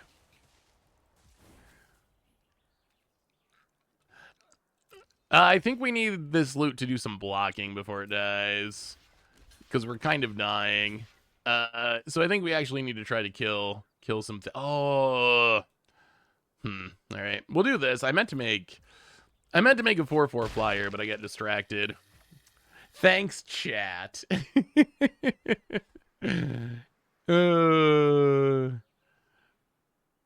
Excited for what? I feel like I missed. I mean, 3-0 just looked at the screen and said that guy is so cute and fun about loot. I think that is exactly what Wizards wants to hear. Like, if you sent Wizards an email and said that happened, I think they'd probably be running around renting, high-fiving each other. Like, I think that's what it's all about, right? I think that's what it's going for. And I made this argument about Fortnite. Fortnite, the Universe is Beyond that was most criticized by the community. And I get it. It's goofy. It's silly. If you're a 35-year-old, it's childish, whatever. Like, I get all those criticisms. But my other argument was, my little nephew's like 8 years old. He loves Fortnite. I guess he's like 12 now or something. But whatever. He's little. He loves Fortnite. This is the way I can, like, get him into Magic. So, yeah, sure, I get it. Like, I get why you think it's goofy, and I get why you don't like it, and I think that's actually a legit perspective. I don't think it's wrong to think that way, but there is upsides there too, so I'm glad to see the upside of loot. I like to meme on loot, and I think Wizards, because they pushed loot so hard, it actually kind of annoys me that people are like, oh, you hate loot. I'm like, I don't hate loot. I think it's, Wizards has pushed it really hard, which makes it very easy to meme on because it's just in so many cards and it's so goofy and whatever. So I think it's funny to meme on, but I'm glad there's an actual noticeable upside that we're seeing too. Like that part's sweet. This game's over, right? I think. Josh the Block, welcome to the Fishbowl. Thank you so... I mean, I think you've... In that scenario, I am the old person who actually does think loot's kind of stupid, but if it's making young people happy and bringing them into the game, that's worth it. Just like the reverse of the Fortnite thing, right? Like, yes, you're not wrong to think it's stupid, but if it's bringing new people in the game, that's actually a win for us. All right, so we can loot to make 3 blue mana. I mean, none of this really matters. Play another loot. Yeah, without Soul Cauldron, life is kind of rough for this synergy. Play a reg. Also, everything's... So many things are legendary. So are we just dead on board? 1, 2, 11, 12, 13. Yes, we are just dead on... Well... Yes, we are. We're dead on board. Looking back, I wish I'd brought more Fortnite secret layers. They're my favorite. They never brought my kid into Magic, but I love them so much. Yeah, I think I'm glad that people are enjoying them. You built the loot deck. Wait, why would I not build a loot deck? When it comes down to me, I mean, loot's supposed to... all right, we're going to give it another game or two before we switch, but it would be nice if we got to see an Egg of the Soul Cauldron, because that's supposed to be what makes things happen with this deck is the Egg of the Soul Cauldron. That's supposed to be what refuels. Like, when everything has loot's ability, that's supposed to be what allows us to refuel and does all those things. We just haven't really hit it, right? We just haven't had the Soul Cauldron, or if we just had matchups where we get run over on turn 2. About it. Bulwark Ox. And I'm gonna fire up the Glide Car. I want to get the Triumph of the Horde Fortnite card because the people getting angriest about it are the kind of people I like making mad the most. It does have some good troll value, especially since people already get salty about Triumph of the Hordes. You get double troll value. Well, I mean, I guess it's time for a Grease Wrench Goblin. The exhaust is puttering to a stop. I mean, kind of like max speed being a slow mechanic. The flavor doesn't always line up. Road Rage. I mean, that kind of fits Road Rage. Another Bulwark Ox. Yeah, we're pretty far behind.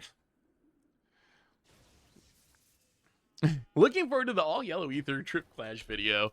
What do you think of the yellow cards?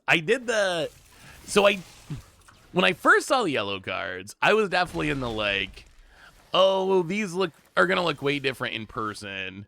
They're gonna look way different in person. Don't worry about it. But then I actually opened boxes and they don't look, I mean, yes, they do look a bit better, but they don't look like game-changingly different in person. Like, they still look pretty yellow. It's just like a little more textured yellow.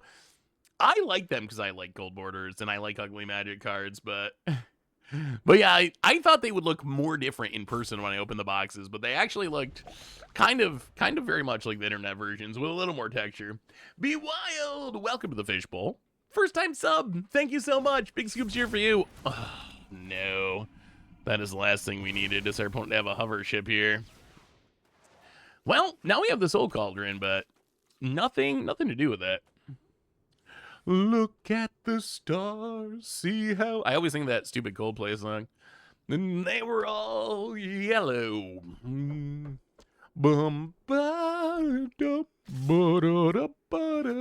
even know the words to it. Yellow! Look at the stars. They were all yellow. I know that. See how they shine for you. I know that part too. Maybe that's a line. I know that part too. Yeah. All right. Well, we will play a land and die. All right. We're gonna move on to some discard decks. Ronald Grinder, the hype trains are running. Welcome to the Fishbowl. Thank you so much for your subscription. Big soup here for you. Thank you.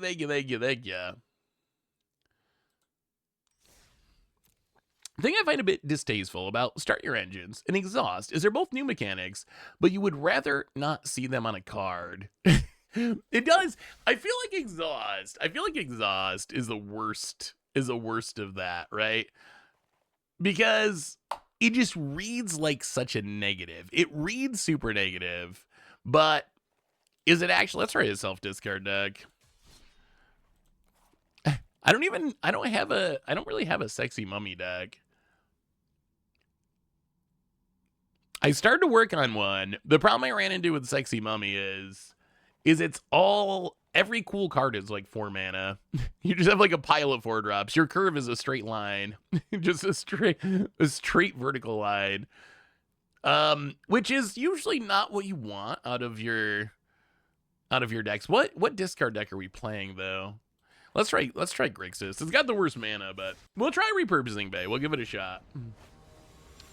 Hey Seth. So, you think since UB sets are going to standard, there'll be regular set price or premier set price? I think that they should be regular set price, but knowing Wizards, they will use the justification of it being Universes Beyond and whatever, having to pay licensing fees or whatever to sell them at a premium, which I think is a concern about adding those sets to standard that has not actually been explored that much, but maybe it's something we should talk about more, because higher box prices means higher card prices means higher deck prices. So I think there's actually, so we need, let's see, we get a swamp here, then we get an island with this for Captain Howler. Oh boy, looks like you control deck. Well, let's play the land. Play the Marauding Mako. Wait, are boxes coming with less packs? I don't feel like I've heard anything about boxes coming with less packs, but... Oh, wait, no. The, sort of. So boxes are going to be 30 packs, right? Yeah, so play booster boxes... Yeah, they kind of have less packs, although they kind of have the same amount of packs as, well, let's go for the throw. It's not going to be great in this matchup. Oh, they kind of have the same amount of packs as set boosters, right? Set boosters were 30 packs. So yeah, it is less packs, but it was kind of bringing them in line with set boosters. Simkamar, welcome to the Fishbowl. Thank you so much for your subscription. First time sub, big soup cheer for you. Thank you. Now let's play a land. Let's crack this. I mean, we could just go all in on the Mako. So we can play a Fear of Missing Out. Do a little looting. Loot away the go for the throw. Trigger the Mako. Ugh, another Kaido. Well, let's discard a Kaido. Equipped to the Mako.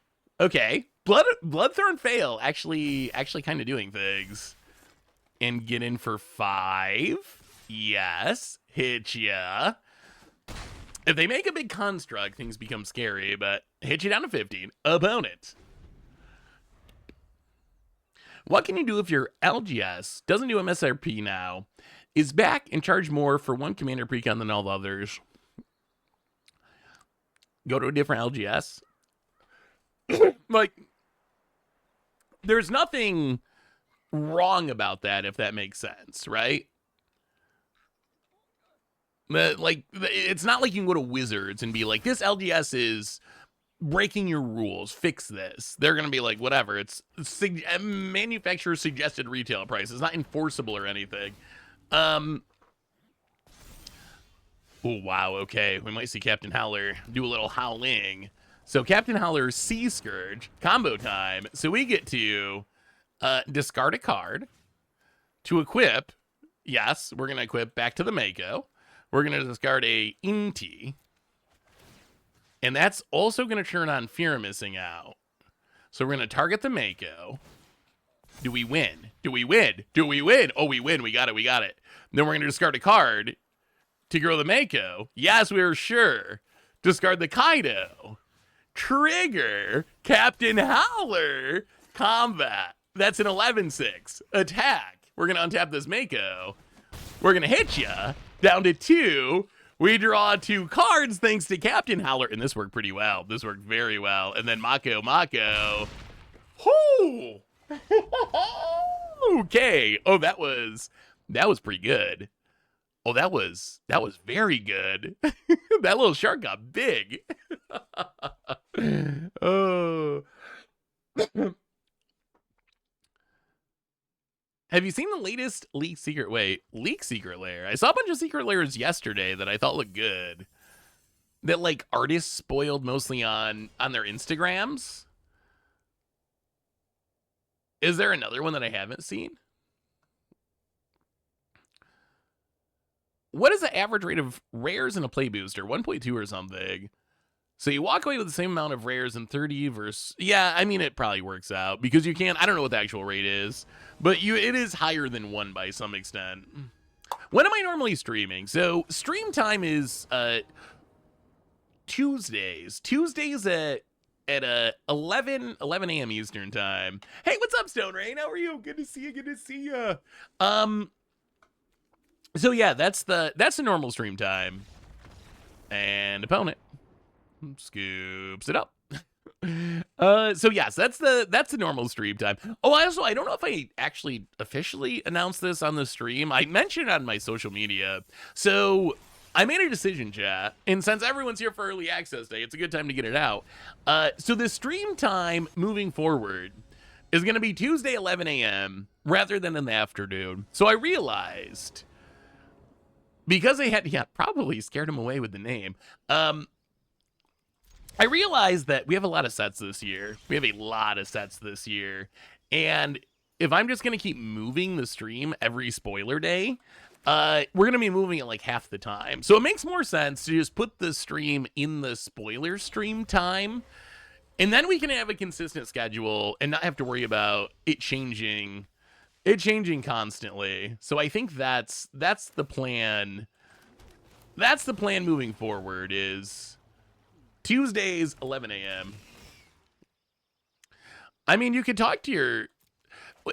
So I guess when it comes to the LGS stuff, you can ask him about it. It would also depend on how big of the price difference is. Like, if one deck is selling for $5 more or something, that wouldn't have any big effect on my decision making. But I remember, like, I think it was Eldrazi deck. Was it with Modern Horizons or Double Master? But whatever, there was like an Eldrazi deck that was selling for like double everything else, right? Yeah, that was the problem with the old schedule, is like half the time I'd have to switch it to a different slot because of spoilers, and that just ended up getting like super awkward. So I think it's gonna work out better for all of us this way, hopefully. Well, let's crack this. Should have been paying more attention because we could have burst lightning something. Actually, no, we couldn't have. We're on the draw. Well, we need black or blue. I guess we take blue. Actually, you know what? We'll take black. We already got double blue. All right, so take a swamp, turn on the Verge. And I guess we just have to pass?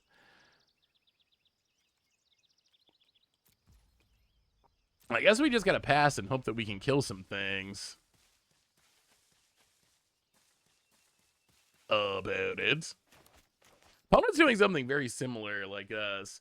What time is it in the US right now? It is 4:07 p.m. So basically, if you were at the old streams, it's the same time we normally stream early for spoilers, which is 3 hours earlier than the normal non-spoiler stream time.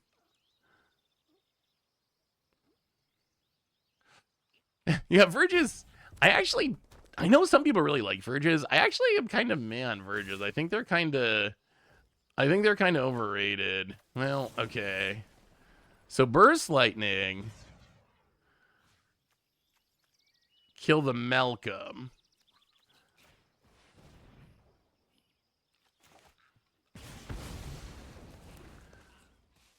And then FOMO's gonna block. If they cycle or something, that's fine, but we gotta do something. Our opponent's gonna cycle a Sky Ray.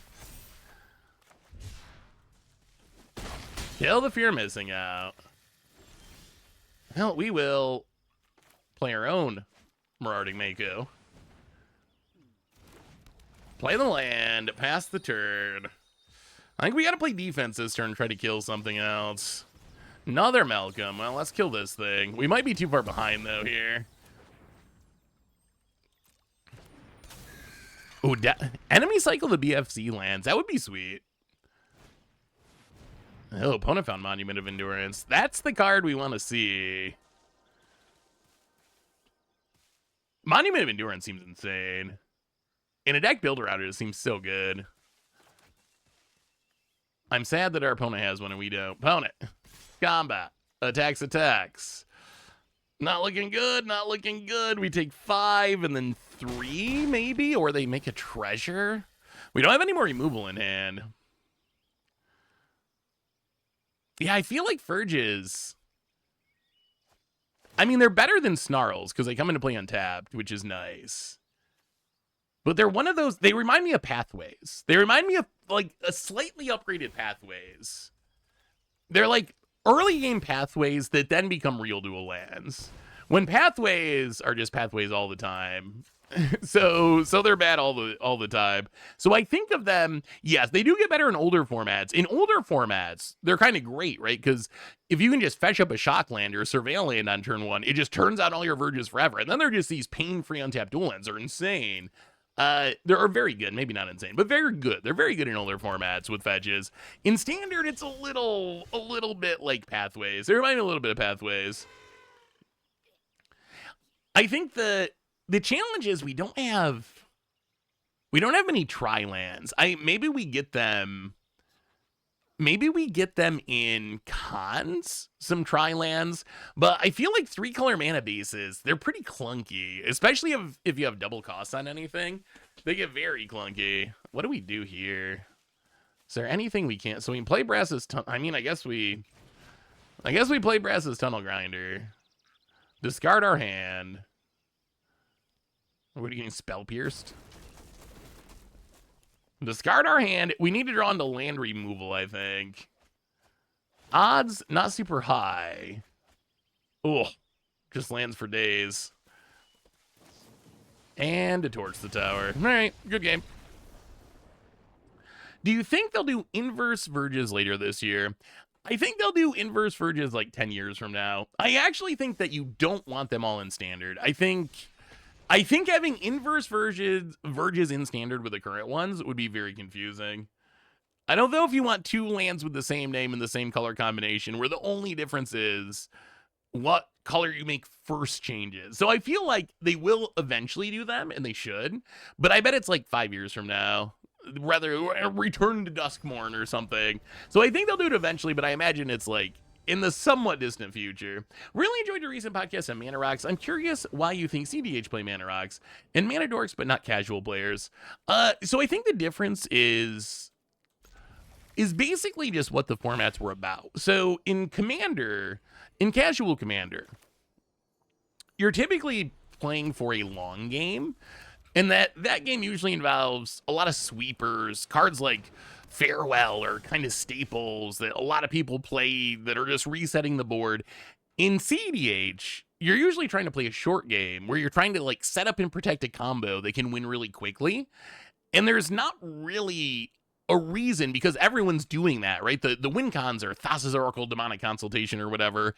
People don't really need to play Wraths. They're too slow. They're too clunky. So I think that's the biggest difference, is casual Commander kind of punishes those type of cards because of its slowness. When CDH, you just want to accelerate into your kill super quickly, and there's not really as many cards that end up punishing it. So I think that's what I see as the difference, at least. Let's just run out the Indie Pestered. Inverges. About it, Plains and Thunderous Velocipede. I'm curious how good Thunderous Velocipede is. I've seen several people playing this card. I'm still not sure if it's like insane or trash or what. I guess we're going to find out. Yeah, right after rotation would be fine. I could see that. Do you think we'll see slivers again in a meaningful capacity? Yeah, where you at, Cam Fan? I think it'd be sweet to somehow see them in the Blind Eternity set coming up, Slivdrazi. So we need a Slivdrazi monstrosity. Well, I mean, I guess we just do Captain Howler thing. So we can play Captain Howler, go to combat, Inti, discard a land, trigger Captain Howler on the Inti, trigger Monument of Endurance to make a opponent's at 18. Do we just try to kill him? Maybe we just hit him for 3. Yeah, hit him for 3. Let's do it. Hit ya. The card draw in Monument's really big too, because it gives you a new card that then you can discard to trigger the Monument. So I think that mode's actually pretty important. Hey, what's up, Light? How are you? Good to see you. Good to see you. Welcome to the stream. I mean, we get a lot of damage here, right? So exile Bloodthorn, hit you down to 10. Draw with the Howler. Is Captain Howler actually a good card? Maybe Captain Howler can work. El Blizzy, welcome to the Fishbowl. Thank you so much for your subscription. Big super for you. Thank you about it. Tulsimer. It is, wow, really big and really lifelinky, but that's a go for the throw. Okay. What does that mean? Why is our creature so... It comes in with 6 counters? Jeez, okay, that's a lot of counters. So let's... You kill you. Step 1. You're rid of that Tulsimer. Opponent, gonna use it to crew. Now let's play a Fear of Missing Out.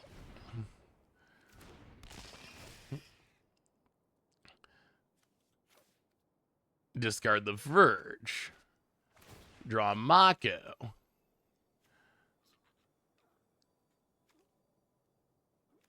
Grow the Inti.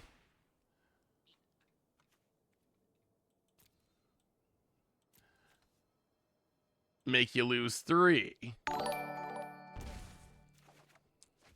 Ooh, the Tunnel Grinder. I'll go to combat. Attack. Discard the Grease Wrench Goblin. Captain Howler. How much is this to cycle? 2? It's 2. All right, so let's draw a card. Another Mako. If only you had the mana to cast these, it'd be nice. Well, I mean, our opponent's kind of incentivized to double block here. But Nipple, welcome to the Fishbowl. Thank you so much for your subscription. Big thank you. We haven't done a ton of max speeding yet. We'll have to try some max speeding. I guess we kill the bigger one? Might as well. Alright, so we don't get to draw any cards. Opponent's at 7. I mean, I guess the question is, can we stay alive long enough to win by cycling these sharks? The Monument's dealt 6 damage. Oh.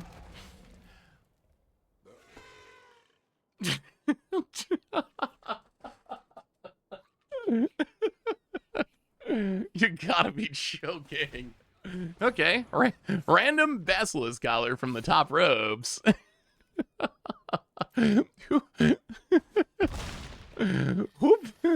Okay, random Basilisk Collar. Opponent goes up to 14.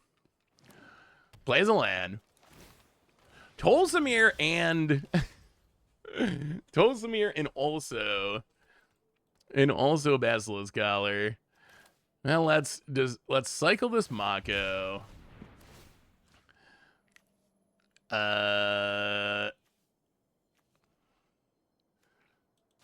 Grow the Fear Missing Out. Draw a card. It's a land. Well, play the land. Play the Monument. Go attacking. Opponent gonna trade with a Llanowar. Man, we are definitely losing to that Battlesteel's Collar. Cheeshed, welcome to the Fishbowl. Thank you so much for your subscription. Big tip for you. Thank you. Yeah, this deck is definitely, I mean, if you're playing Tolsimir, you're definitely in Basilisk Collar. You're definitely prepping for aggro, that's for sure. Opponent gets it. Down to 6.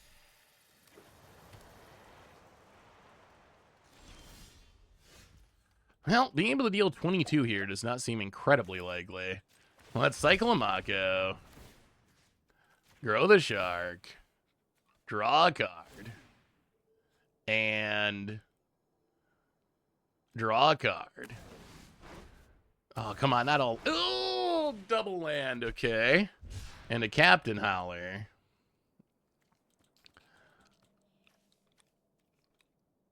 I'll go to combat, hit you, I guess.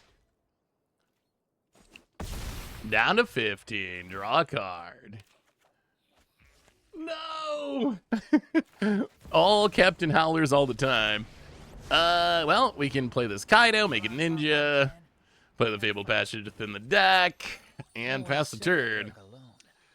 Oh, we drew a lot of cards there. They were just not helpful. Nurkvori, welcome to the Vish. Oops, all Howlers indeed. Howlertron assembled. Welcome to the Vish Bowl. Thank you so much for your subscription. Big super for you. Thank you, thank you, thank you, thank you. Ooh, a hypergeometric calculator in the chat would be so cool. Market Bagwalker X2.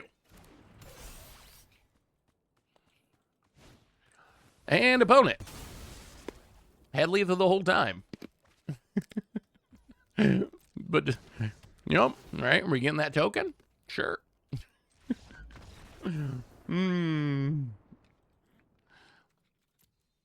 Gotta be an opponent on Bright Glass Gearhulk. Maybe. That could be. That Basilisk Collar is pretty good. Huh.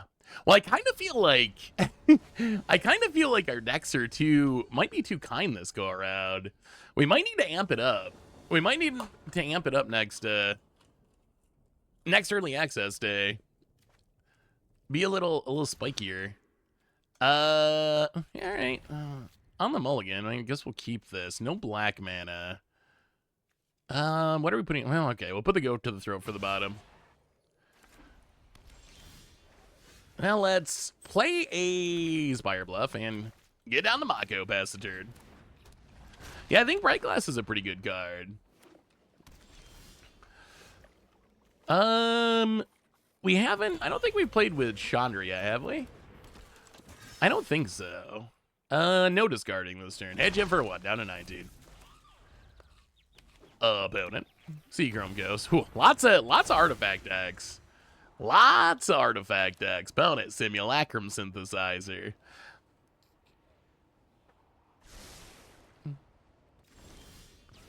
Another Mako. Well, that's alright. I guess play a Mako. Play a Verge. Play a FOMO. Discard the land, draw a card. Ugh, worst draw. Trigger. Oh, and our monument goes to exile. Okay, get and hit ya. Down to 15 past the turn. Opponent. Collector's Vault. Lots of people playing Simulacrum Synthesizers with cheap artifacts that don't trigger it. We might try some Vehicle Reanimator for you, Mega Magikarp. Another FOMO. Well, all right, play a FOMO. Can we get lethal here somehow? Discard the flail that we can't cast. There's a monument. Trigger. Land! Okay, we hit a land. Not a helpful land, but, well, go to combat. Attack with everything. I think we just discard the Howler at this point. Trigger. Grow the FOMO. Hit you to 2. I mean, the deck can get off to some fast starts. I feel like the cycling deck definitely has potential to get off to fast. What is this? Hull Drifter. We got to try the birthing pod. The artifact birthing pod, too. We haven't tried artifact birthing pods yet. Found it. Memory Guardian. Can they make enough bodies to not die? Wow. Double Memory Guardian, maybe. And... Oh, don't kill the Inti. Don't kill the Inti. As long as I don't kill the Inti, they die to the monument. All right, we got him. Oh, that was an impressive turn for an artifact deck. Thankfully, we have Monument of Endurance. And attack. And discard. And... Oh, what a turn. I mean, our opponent had a lot of the affinity cards, but wow. That was a... Maybe Simulacrum Synthesizer is gonna be a card. I mean, Memory Guardian meh, but Simulacrum Synthesizer, Memory Guardian, whew, and the Demonic Junker too. It's gonna be interesting. That was a monument win. That was a straight up monument win. It's gonna be interesting to see how hated on artifacts are. I feel like you probably want to be packing. You probably want to be packing some graveyard hate. So, all right, what do we got to try next? So, I feel like so far, I think the discard deck felt like the deck that has the most potential. Although, we're working with very, very, very small sample sizes here. So, we want to try Repurposing Bay and Mega Magikarp. There's no deck exactly like the one that you sent me, Mega Magikarp. Yeah, Terra Sunder is going to be really, really key. Oh yeah, we didn't. I guess we should try Max Speed too. All right, we'll keep going. Let's try Max Speed. So this deck, this is literally every playable Max Speed card. Every single card. You can probably tell by the card styles. Every single card in this deck has Max Speed. So you're going to be turning on Speed. The question is, does it matter how powerful the cards once you get there? Are they insane? Are they horrible? And I will say, this is probably a way more extreme version than we need to be, right? Because we're playing all of our removal as Max Speed stuff too, which technically you don't need to be Max Speed removal. But I wanted to, like I said before, when it comes to trying out new cards, I think it makes the most sense a lot of times. If you want to check out Max Speed, put all the Max Speed cards in the deck and then play it and then cut the ones that feel bad rather than like cutting a bunch of cards to begin with, never even trying them. So that's kind of the theory of this deck. Play all the Max Speed cards. We're not playing the lands. The lands I think are just too clunky and not impactful enough. We want to be playing, we can't really afford colorless lands. They're already painful. We could play a couple, I guess, like as a Murex type card, but we don't really want to play them on turn one. We want to play a 1-drop on turn one. So there's no really good spot on the curve for them. And then I feel like their ability just doesn't do enough. The one that's most appealing is the haste one. And I guess in the late game, being able to like haste in a speed demon would be pretty sweet. Like there is some upside there, but I think they might be a little clunky. I feel like those cards might be more impactful in decks that are not max full, like is full Max Speed decks. When every one of your cards says Max Speed, I don't think you need those to turn on Max Speed. But I think if you only got a couple Max Speed cards, like I saw someone earlier, no Soul Land Ginger Brew. Nope. not in this deck. I feel like Soul Land Ginger Brew is a cool idea, but I feel like you probably want to be some sort of artifact deck, maybe. Well, let's see how it feels. I'm actually skeptical of the crime lands as well. Here's my guess. My guess with this deck is it's not actually going to be that hard to get to max speed. My question is max speed going to matter?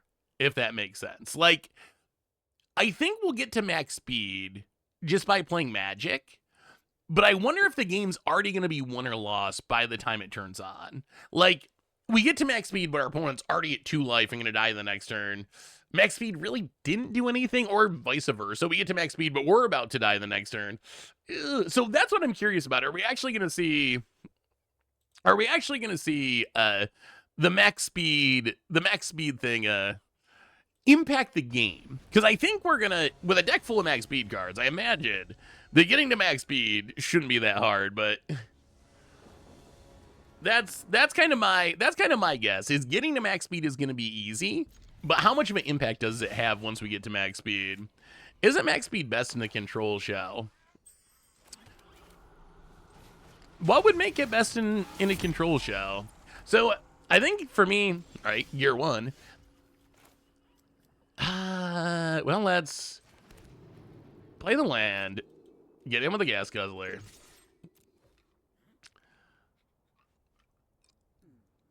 About it. Gonna bounce the gas guzzler. Well, I mean, I guess we replay the gas guzzler. Start our engines again.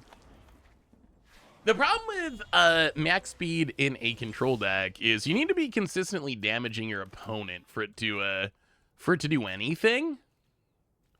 Well, gas guzzler, get in, hit ya. Speed is up to 2. Play a Hazaret. The slowest taster, and pass the turn. Oh, they're playing Merfolk. Interesting. Okay. Can Merfolk win the car race? Deep-root pilgrimage. Well, that's pretty good for our opponent. That's going to make this momentum break a lot worse. Opponent gets in. Makes a 2-2 hexproof Merfolk. Down to 19. And passes. Well, we will play momentum break.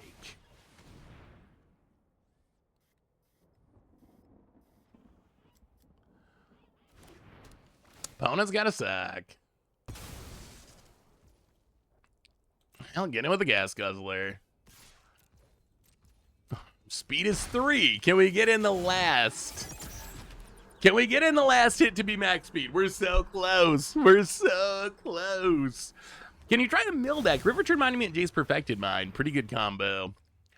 That's definitely on my list to try. Although it might be a deck that shows up on the YouTube rather than the stream today.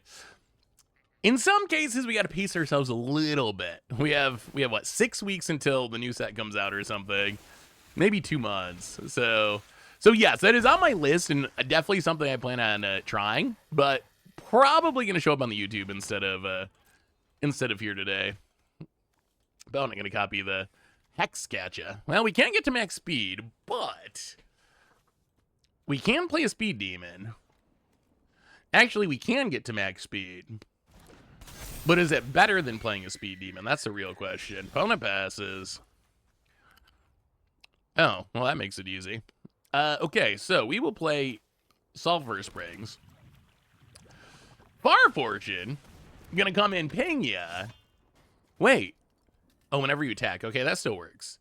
So that's gonna... Oh, no, it doesn't work because we can't... Oh! All right. That's so bad. So make that unblockable. Oh, it still doesn't work. All right, we're just going to chump attack, whatever. Ha! Max speed. We did it. You're down to 12. How do you like us now about it? Subterranean Schooner. Mockingbird's great. Mockingbird is great. Opponent going to do a bunch of attacking. Going to get a bunch of triggers. Yeah, when Merfolk draws 2 Deep-root Pilgrimages, it usually goes pretty well for it. Well, block with Far Fortune dropped to 13. Restless Vent. So this can what? Gain 4? So this, okay, what does this say? If a sorcery control would deal damage to an opponent, or opponent they control that much +1, this can attack now. This can sack another creature or vehicle to draw a card. How much do we attack with? The cards are also quite colorful. Well, I mean, attack.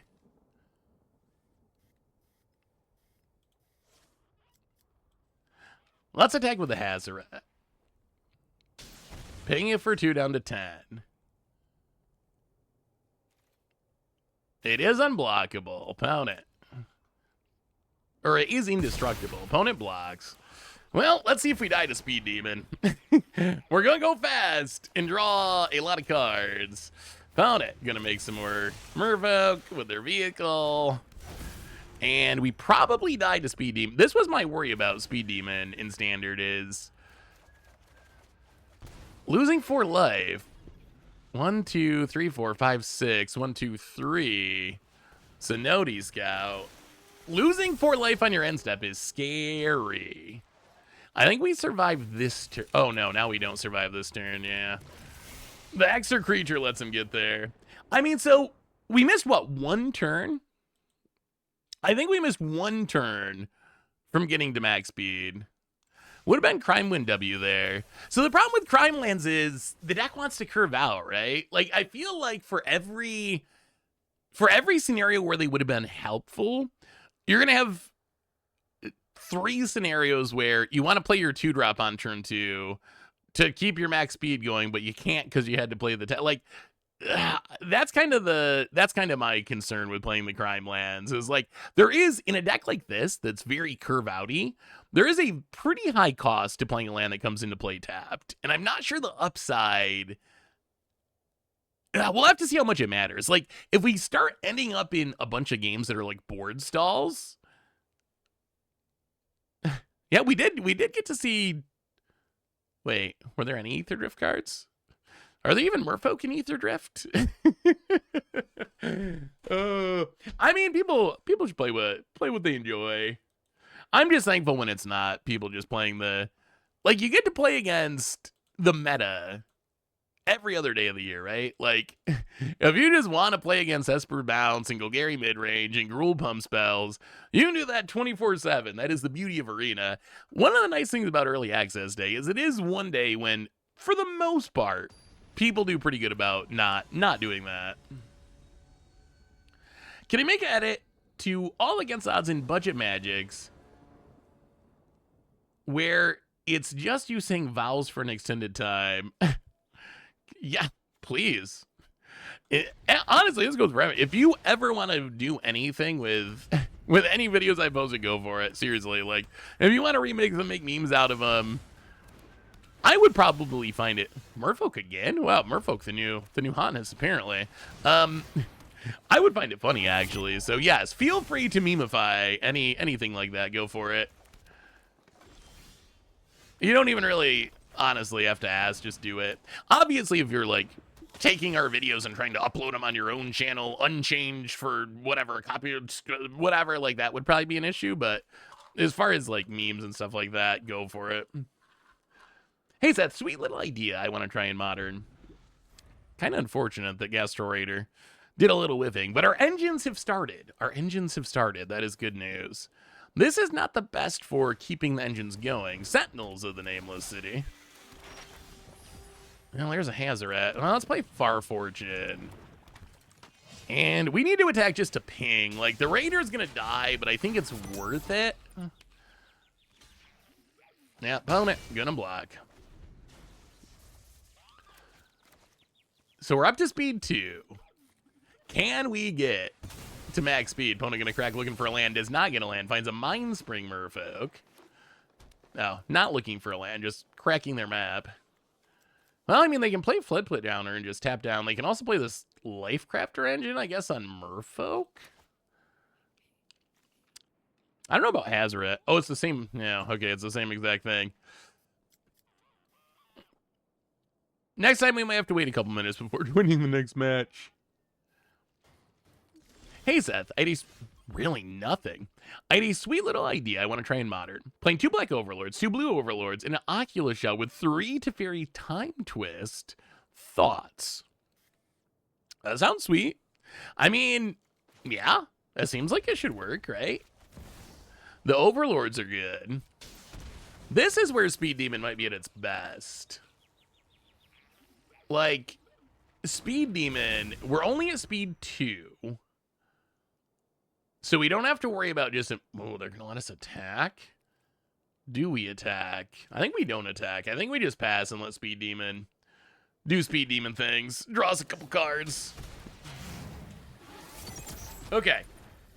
Bad news, our opponent bounced our Speed Demon with the 1 unknown card in their hand. Good news, they took damage. So we actually went up a speed because of our opponent.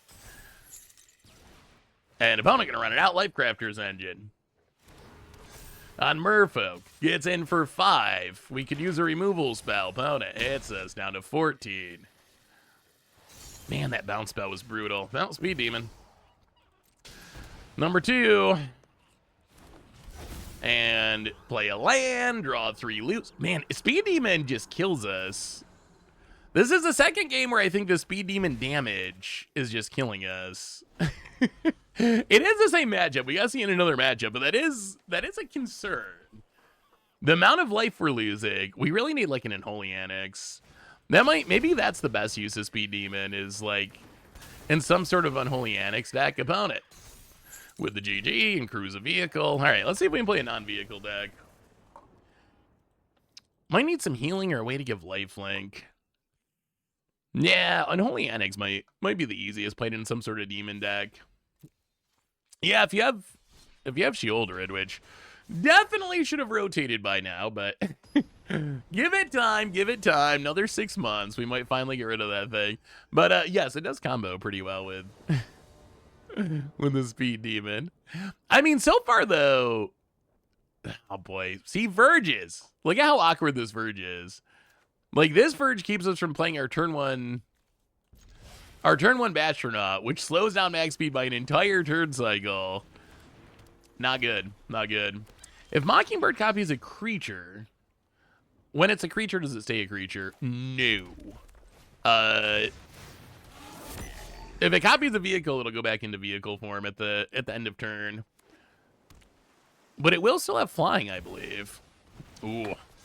All right, Legion Extruder for our opponent. This looks like a This Town Ain't Big Enough deck.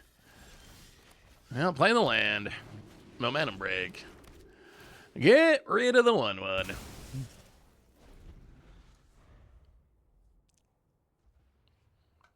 It's also unplayable. I mean, standard players disagree with you. but that is I mean, maybe unplayable is being a little hyperbolic.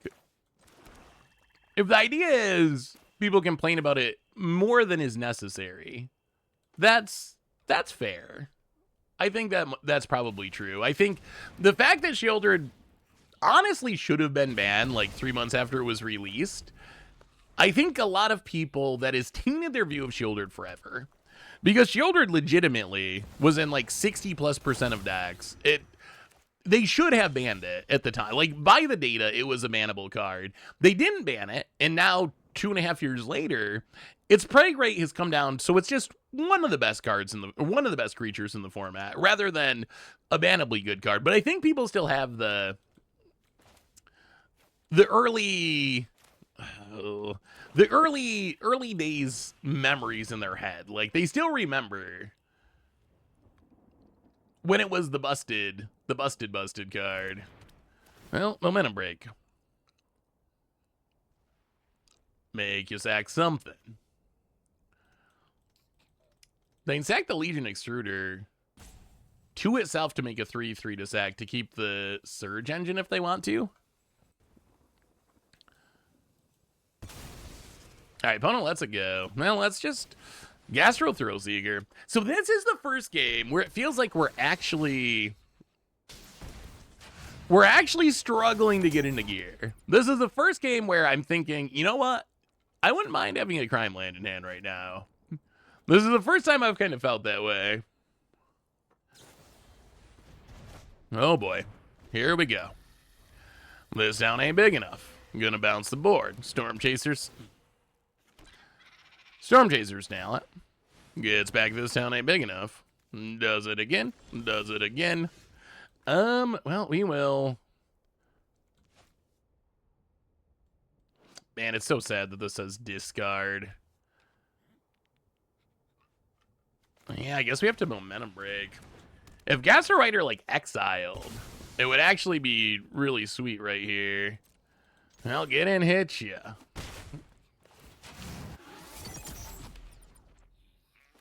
Play a Black Cleave Cliffs. Speed is up to 3. We're so close.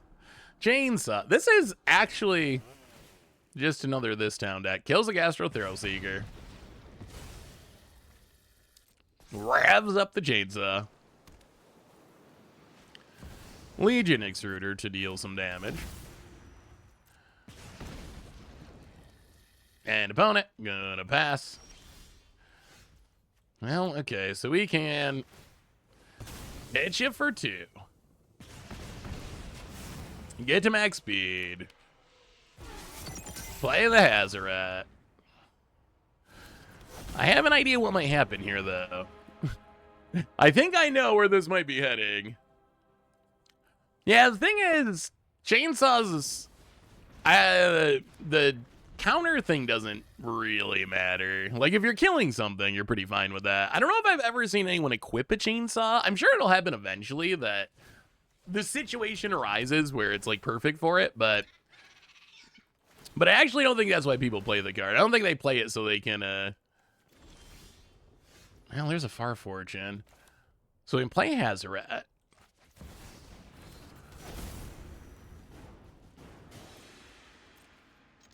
Maybe, will this Gastro Rider end the loop? It might actually end the loop. We'll see their hand.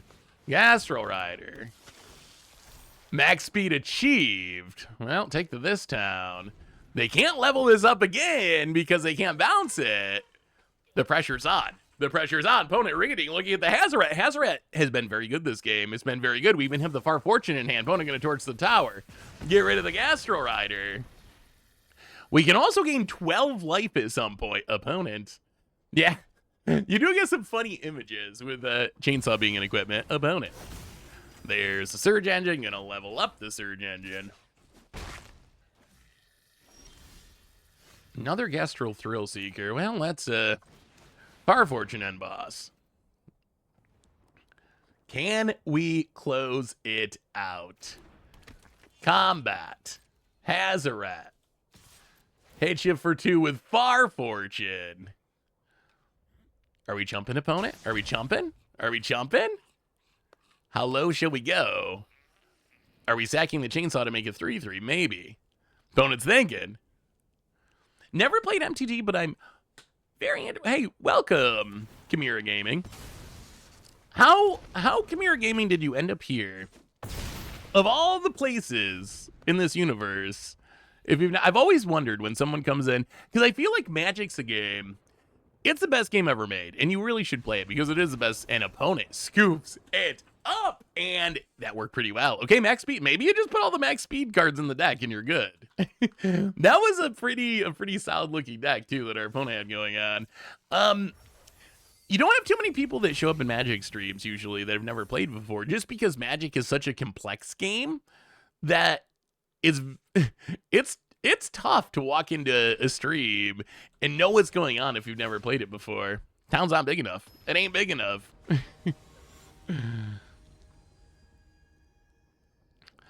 Hot take, it's not the bounce spell that's an issue. It's Storm Chaser's talent that's an issue.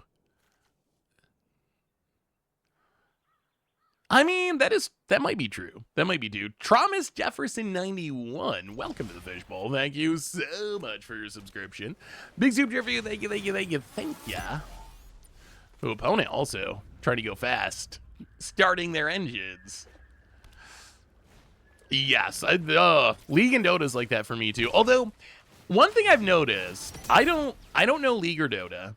However, I can put on like a League stream and I can kind of enjoy it just because of like the visuals that are going on. I wonder if Magic's like that. Like, do you think you can watch Magic Arena? Is it like visually engaging enough? I think that's one of the challenges of card games. Like, is it visually engaging enough that if you don't understand the game, you can just turn it on and watch it and still be like, okay, that's kind of cool. Because that's how League of Legends is for me. I can turn on League of Legends, and you got things running around, and people are, like, slashing each other and, like, you know, stuff like that. Or, like, shooters are kind of like that. I cannot know a shooter, but I can enjoy watching some random person play Fortnite because it's, like, kind of entertaining that people are running around and people are dying and stuff's happening. I don't know if Magic's like that, or any TCG is really like that. Jellicon Duncan, welcome to the Fishbowl. Thank you so much for your subscription. Big super for you. Thank you. Well, let's play the land. So I will say, first card getting cut, Gastro Rider. Gastro Rider, I think it's just maybe not quite a constructed card. It might be a good limited card. Might be a good sideboard card. Maybe it's a sideboard card where you bring it in against Sunfall. I think that's the upside of it, right? Is this you can snag the Sunfall out of your opponent's hand and not get ruined by the Wrath. Aether Spark Salvation Engine, all right? If our opponent draws a land, life is bad. And opponent draws a land, and life is bad. That's an Aether Spark. Lord Disease, welcome to the Fishbowl. Thank you so much for your subscription. Thank you. Do you have a Ketramose deck in mind today? Yeah, maybe we just gotta play Control. Maybe that's the solution to all life's problems. YouTube recommended your video to me to pick up MTG for the first time since 2011. I went and played Innistrad Draft last Friday. Hey, minimum wagons come. How do you enjoy it? How do you enjoy your return to Magic after like a lot of years? That's very impressive. It always brings you back. It always brings so many people I know that quit the game. I know almost no one who has ever actually really permanently quit Magic. Yeah, let's play another Gas Rider.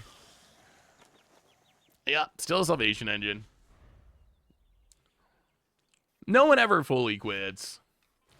Opponent top decks a Annex Sentry. Gonna hit the Thrill Seeker.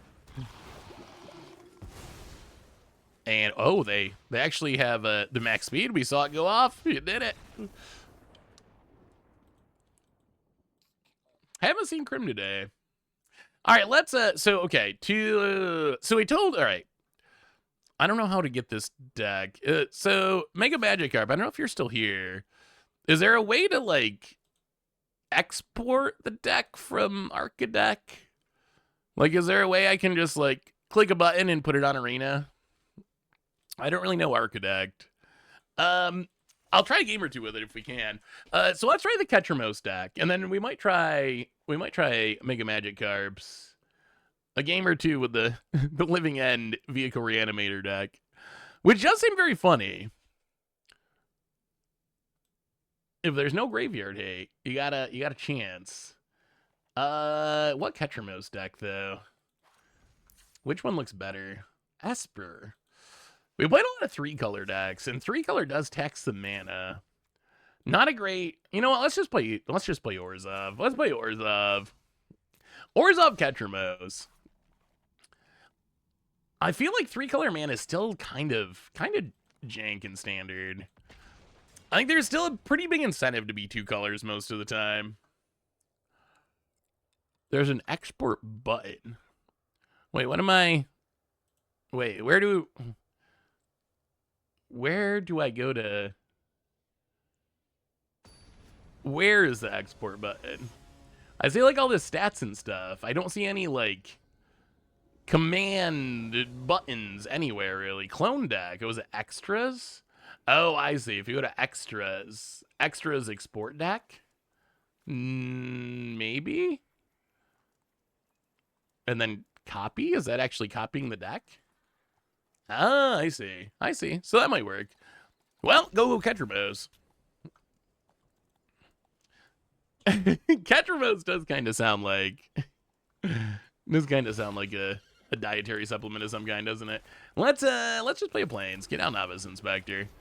Crack some clues to see if we can find a Ketramose. Well, all right. So now we're the deck that's a whole bunch of removal in card draw. Our turn to be that guy.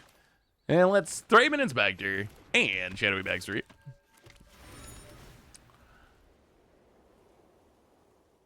And yeah, let's cycle or let's mill Pest Control. I feel like Pest Control is good, but we have a lot of 1s and 0s on the battlefield right now. How's MTD's Wacky Racers so far? Definitely some cool cards. Overall, still don't really have a great sense of. Well, I guess we just really want this Pest Control. Shadowy Backstreet. Whoa, non-basic land hate. What's going on over there, artifacts? This Pest Control might be a blowout at some point.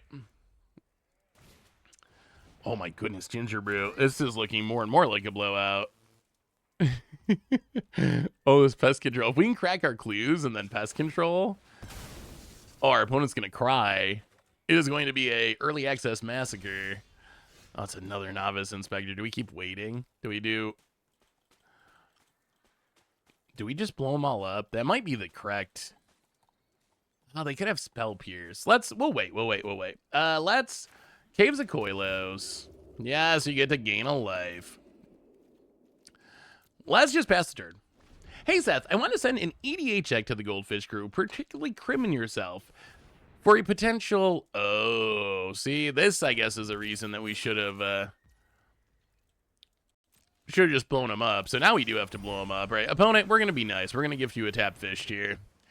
Would you like a fish for your memory guardian? And then, oh, this is going to be so good. Oh, this is going to be a brutal, brutal, brutal pest control. Oh, that's a Biza, too. All right. Where's our Ketramos, though? So we're going to play a Fountain Port. Yep. Gain some life. And then, I guess we should attack first. Gotta get in that novice inspector damage while we can. Would I send them to y'all individually or to the regular Goldfish email? So probably the best way to send deck lists to anyone on the crew is just send them directly to that person.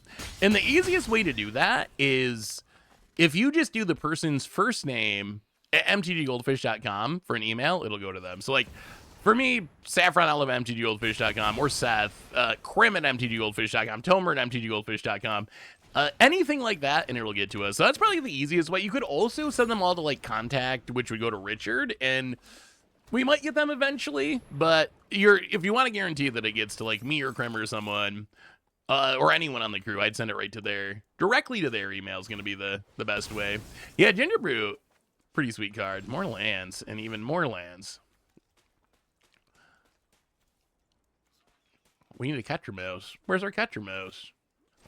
All right, well, I guess we're going to start blowing up some verges. We got more lands than we need anyway. Artifact spells cost 1 less to cast. Card seems kind of slow. Let's grab a plains. Pass the turn. Is Krim actually his first name? I think technically it's Krimothy, but close. Krimothy is his given name, and then Krim's his nickname. Little Krimothy. Sure, we'll take two.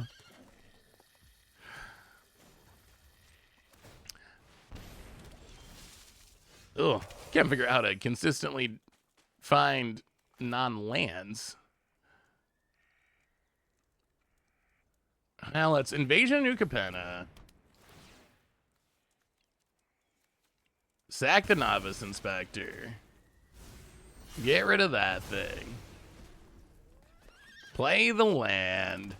Pass the turn. Yeah, we have not seen Ketramos yet. Memory Guardian for our opponent. The affinity stuffs look kind of solid. Maybe artifacts where it's at. Opponent getting it. Well, let's block and sack and draw. I mean, once we find Ketramos, we should be able to start. Oh, even more lands. Okay. All right. Ah, my God, that's a lot of lands. Okay, Biza. And plains. And go. Yeah, I'll have to ask her. I don't know why he decided to name his firstborn Krimothy. I wonder if anyone's actually named Krimothy. Is that even a real name? Is there anyone?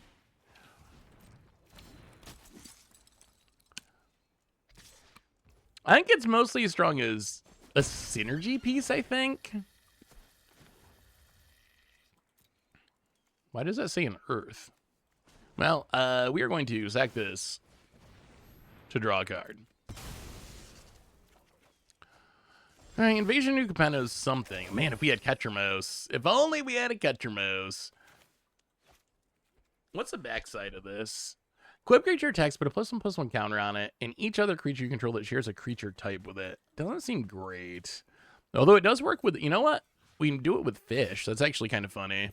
All right, let's Biza the Invasion of New Capenna. See if we can put some counters on our fish, maybe. Oh, opponent gonna block. Well, let's Fountain Pour and Invasion of New Capenna. Get rid of the flyer. Pass the turn. Yeah, I feel like Invasion of New Capenna is actually pretty good. We've seen cards kind of like it in the past that have been reasonable.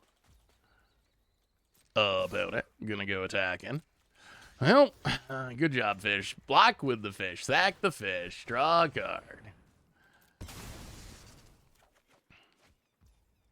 Legion Dash. All right.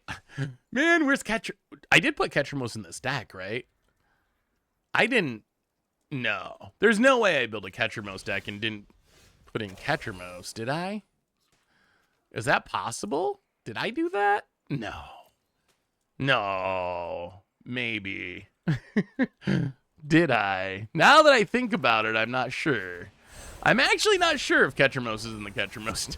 We're gonna find out. We might be playing on hard mode. All right, let's Deadly Cover Up. Get rid of the board, and we're gonna get rid of Thran Spiders. Let's take a peek at what Mythic Mike. Oh, triple Salvation Engine. Jeez.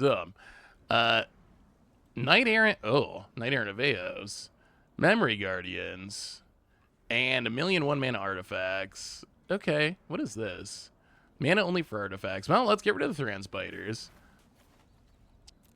Salvation Engine seems very powerful, but it looks expensive in our opponent's deck. Or maybe it just looks expensive because we are very good at drawing lands and they are very ungood at drawing lands at the moment. There's gotta be, we gotta just be getting unlucky. There's no way I actually forgot it. That was the whole point. I guess we can look on the deck list. I have it's an import from the deck list. So if we look on the Catchermos deck list and there's no Catchermos, then we'll know. It's gotta be there. There's no way. Yeah, they're 4 Catchermos. Okay, it'll come eventually. It's coming. We're working up to it. Think of how much more we will appreciate the Catchermos once we finally do draw it. It'll be so much sweeter. It'll be so much sweeter once we find it. Well, let's make a fish. Catchermos. How about a Catchermos? Invasion of New Capenna. Well, demo field. And yeah, I mean, I guess we're just going to do Fountain Pour stuff. We do have 2 fountain. What does this do? Another creature. Oh, that's fine. Sure. Pass the turn. I mean, we've only got through half of our deck. There's the Salvation Engine. That might be an issue for us. So opponent goes attacking. So we will block here. Actually, we should block here. So we block here. Sack the fish, draw a card. Even more Fountain Ports. Well, let's make a treasure. And sure. Drop to 13. All right, let's thin the deck. Let's thin the deck. We got to thin a Catchermos to the top of our deck. The good news is we're going to have a lot of cards in exile by the time Catchermos comes. Actually, it's just going to be on. If we ever find a Catchermos, it is just going to be turned on. All right, only 2 basics left. Come on, Dad. Catchermos. There it is. There it is. Okay, Catchermos. Finally. And now we can try to do things. So we find a Catchermos. So now we can Legion to Ash, the Salvation Engine. Draw a card. Lose a life. Play a Fountain Port.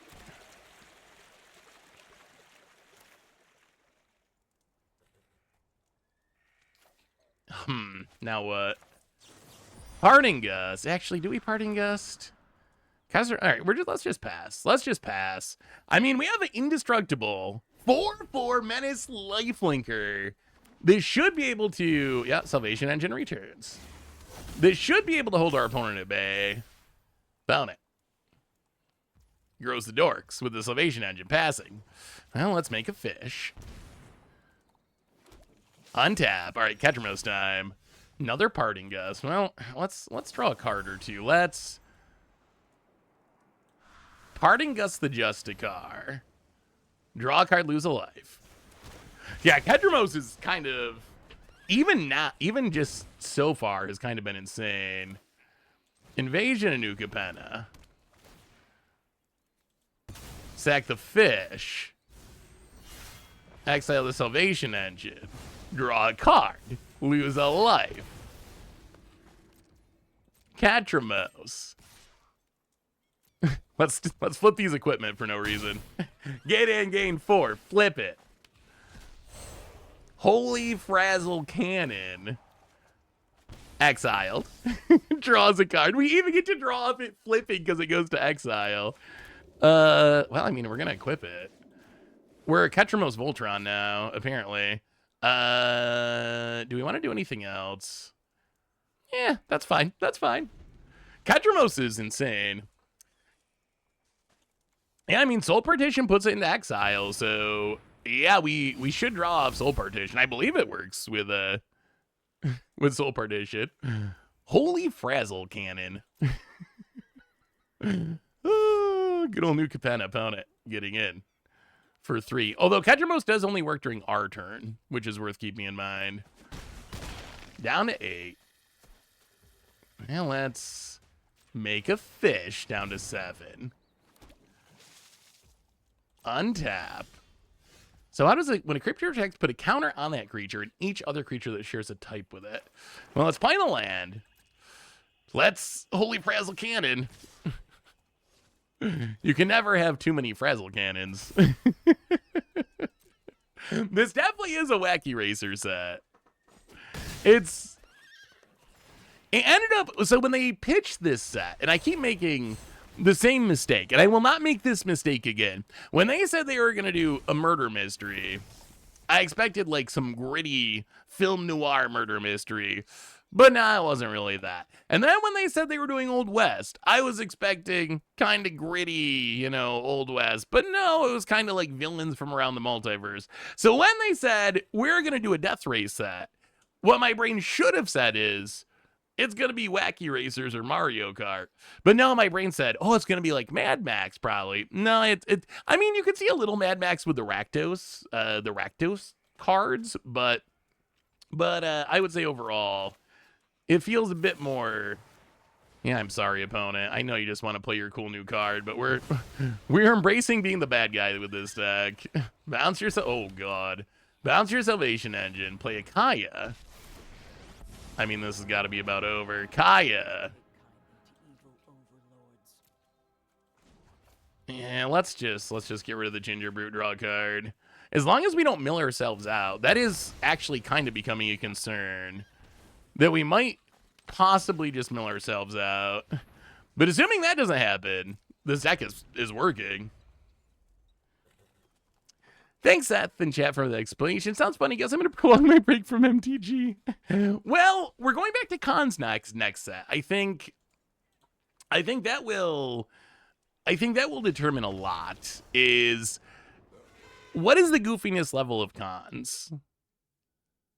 Yeah, I mean, I think in that scenario we just gain so much life with Ketramos that it doesn't really matter. We're gonna gain so much life that it's fine, but that is a concern. The life loss does add up eventually. Yeah, I'm gonna be very curious to see what cons is like. So far, I mean, I like the cards that we've played with this set. I do like the cards. There are some sweet ones. Power Dragon.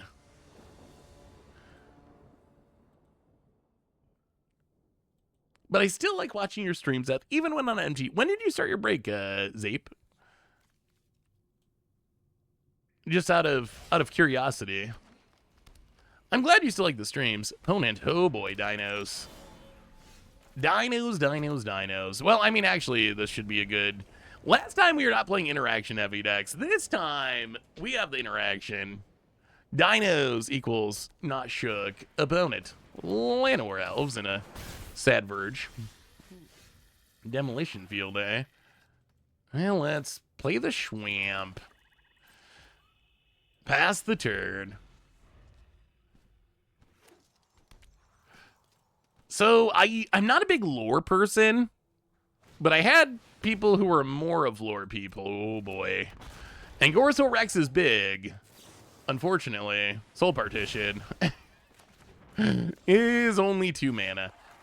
We need to get more colored mana here. Let's blow up a Copperline George.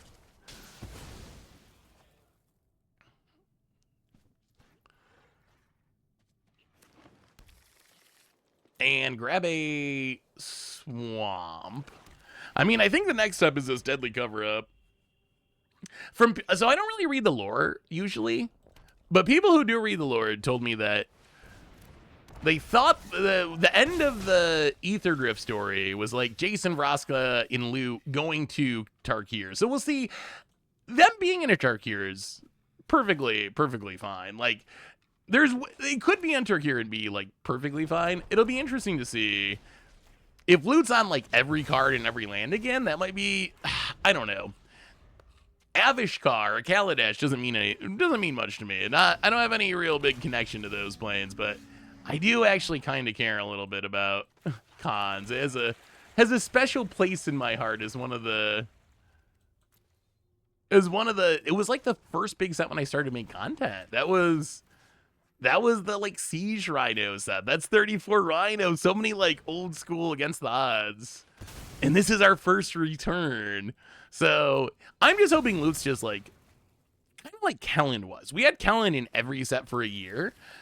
And while it's fun to meme on Kellen being in every set for a year, in reality, I mean, it was like a card in this. It wasn't like a huge deal. If it's like that, it'll be fine. If Loot's like riding Ojitai, yeehaw, you know, that's... Maybe that'd actually be hilarious. Every set is an unset now, opponent. Yes, discover into our... discover your Ixalanti Lore Keeper. Well, we're here to crush dreams. That's what Orzhov does. Orzhov dream crushing. Yeah, definitely cover up, and we'll exile you and you. And blow up all of you, and then I guess we'll get rid of that Trumpeting Carnosaur. Frillback in hand. So Rex, Surrak, Hammer Skulls. So it's kind of like aggro dinosaurs. Alright, well, yeah. Exile that stuff. Ujo, Zergo, and Ojitai, and Loot. We need tri-cards. We've seen 2 characters on a card. We need 3. Oh, Chad, I got a question for you. Very unrelated. Let's say you could take any 2 non-legendary creatures in Magic and turn them into partners. What legends would you choose? For commander in specific. There's Ketramos. That's what we've been waiting for. That's what we've been waiting for. And it's even already online. And I guess we cycle this Pest Control, see if we can get a land drop. All right, more Ketramos. Ketramos might be insane. This is the second time that by the time we've drawn it, it's just been on. Oh, Flibblethip and Rusko. Brothers Yamakawa's that's a classic. And let's play Lord Skitter. To combo with our Ketramos. Go to combat. Make Rat. Exile a Lore Keeper. Draw a card, Gates of Life. Ketramos, I think, is the card most that we've played today that I feel like is living up to the hype and then some.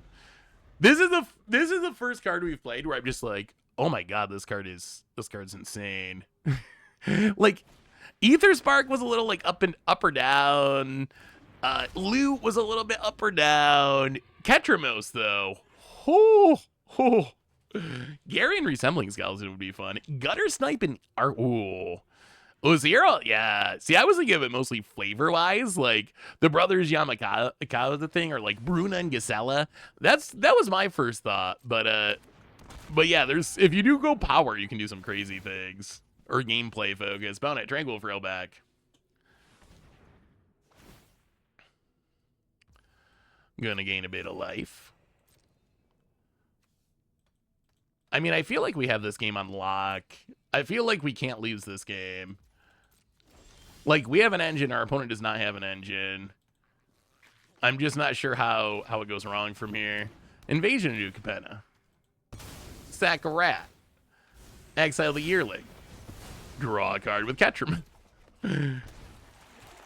We're just playing cards that are already good, and they accidentally just draw us a card too. That's what makes Ketchum so insane. The cost is so low. In the sense that we don't have to play a bunch of like weird cards or underpowered cards or anything to make it work. You just play the good cards and it still works. Hey Seth, did you get a chance to test Monument of Endurance? If so, what were your thoughts on it? So we played discard for a bit. It's always tough with... It's also cute that flipping battles triggers Ketchermos. I didn't even connect that. You know what? Let's just go... Whatever. We're just going to go all the way. They cycle. Why not? Why not cast them and draw even more cards? Why? Why would we do anything else other than just draw all the cards? Yeah, that's... Oh, Ketchermos Lord. My goodness, that card. Oh. I mean, both Ketchermos games so far, Ketchermos has just been on by the time that we found him. Like, our deck just naturally exiled enough cards that it was a 4/4 lifelink indestructible menace by the time we found it. Yeah, Monument felt good. It's tough to make any, like, sweeping statements during early access day. Partly because of the meta, and partly because we only play a few games with each deck to kind of, like, see all the different stuff going on. So I don't want to make any, like, big proclamation, but I would say my initial impressions of big cards so far are... I felt like Aether Spark underperformed. I felt like Loot... I don't know what my expectation was for Loot, actually.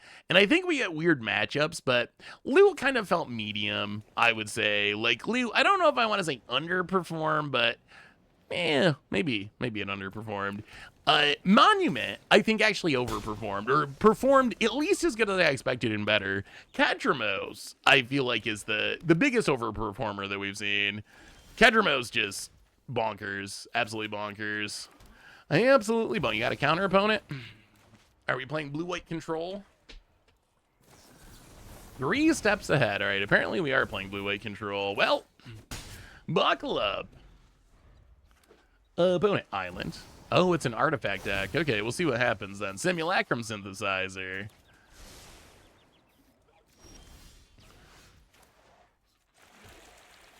Do we just have to kill it? I want to play Ketchermos. You know what? We're going to be greedy. We're going to play Ketchermos. I don't know if it's correct to play Ketchermos. The safer line is probably just deal with Synthesizer so they don't, like, pop off with affinity stuff here. Perilous Snare to get rid of the Ketchermos. Well, let's Shadowy Backstreet. We'll keep the land. Let's... Invasion of New Capenna. Sack Thraben Inspector. Get rid of the Perilous Snare.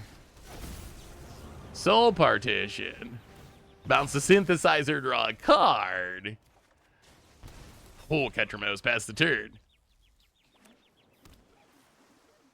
Can you please pronounce Aetherdrift as if you have Rothicism, which is baby... Oh, stop exiling our stuff. How...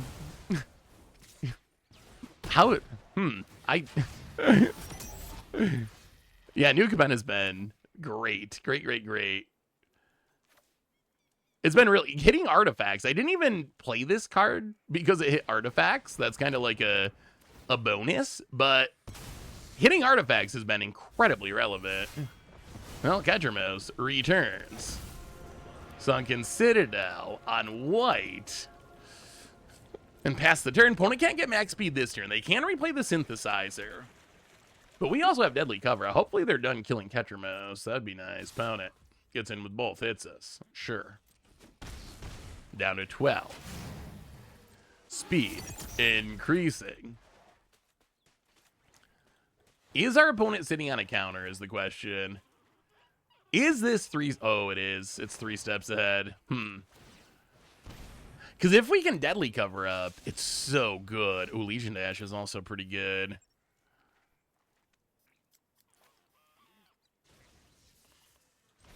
Well, all right, we have to do this. Make him spend... It's 3 steps ahead. It's 3 steps ahead. It's 3 steps ahead, isn't it? I'm pretty sure. Oh, it's not. Okay. Okay. So that's fine then. That's fine. It's not a 3 steps ahead. We draw another Legion Dash. We can get in with the... actually, you know what? We're not even... Actually, let's chip in it. The new... we're not even going to do anything. Pass the turn. Pass the turn. Seth, I thought you had a really good podcast point about Ketramos being self-hating because the more meta people will play Exile. Yeah, I think that is actually kind of hilarious that, like, if Ketramos becomes a tier deck, that means you're playing a bunch of Exile stuff. And Exile easily deals with Ketramos. So I actually really like that aspect of the design. I think it's like a cunning way to make sure the card is not too busted. Or repurposing bay. That's frightening. Well, make a fish. What would be the baby? I actually forgot about the baby talk thing. Like, Weathward Whiffed? I'm guess I'm gonna have to practice my baby talking for the next time someone requests it. Found it.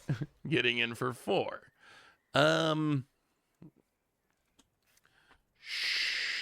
Sure. Actually, let's block with a fish. I think we're gonna Wrath here. I think we can Wrath and turn on Ketramos. Oh, but another Legion Dash. Can we double? All right, so we can do this. This is actually better. Less repurposing bay. Out of here, draw a card. Play the Plains.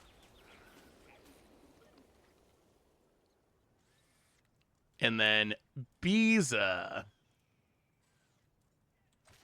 to gain some life. Pass the turn.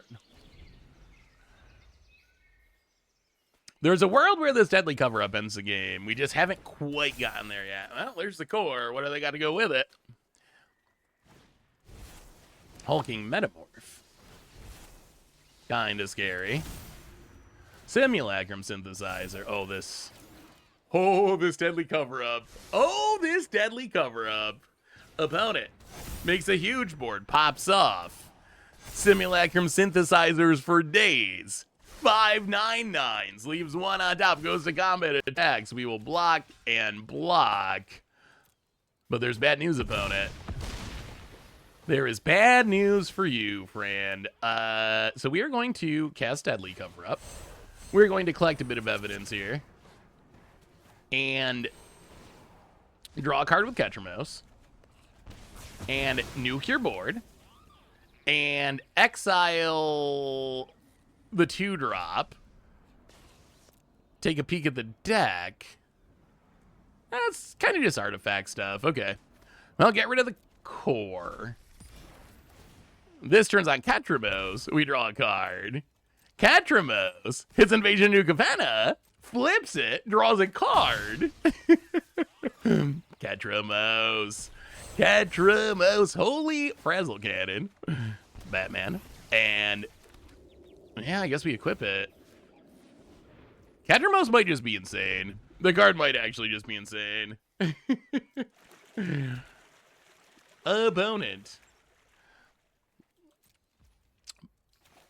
Passing. Yeah, we want to do this during our turn, I guess. Let's pass.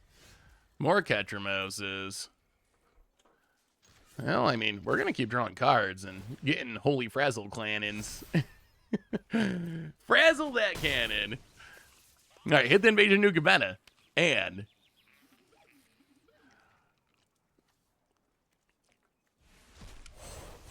cast it. Draw Pest Control. The other upside of these Holy Frazzle Cannons is they actually kind of combo with a Invasion Nuke Penna. They are sackable, because we can sack an artifact. So we can sack a Holy Frazzle Cannon to blow up the Simulacrum Synthesizer. Yeah, I feel... Well, I guess I don't feel that bad. I've been on the other side today where CGB got us good. Oh, boy. Exiling all of our loot, extirpating all of our loots. My God. So we've been on the other side too. But yeah, this is a pretty control-y deck for early access, I guess. Yeah, I guess we just play Biza. Might as well gain a bit of life. Well, we were looking almost dead for a minute, but now we're back up to 20, and our opponent doesn't got much going on. No, I believe that MTG Malone is a, I want to say Brazilian content creator, but it's someone who's a content creator. Perilous Snare. Oh no, opponent.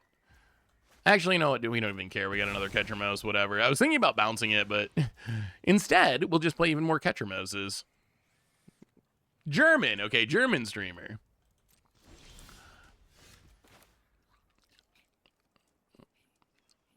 Well, let's play the planes. Catcher Mouse.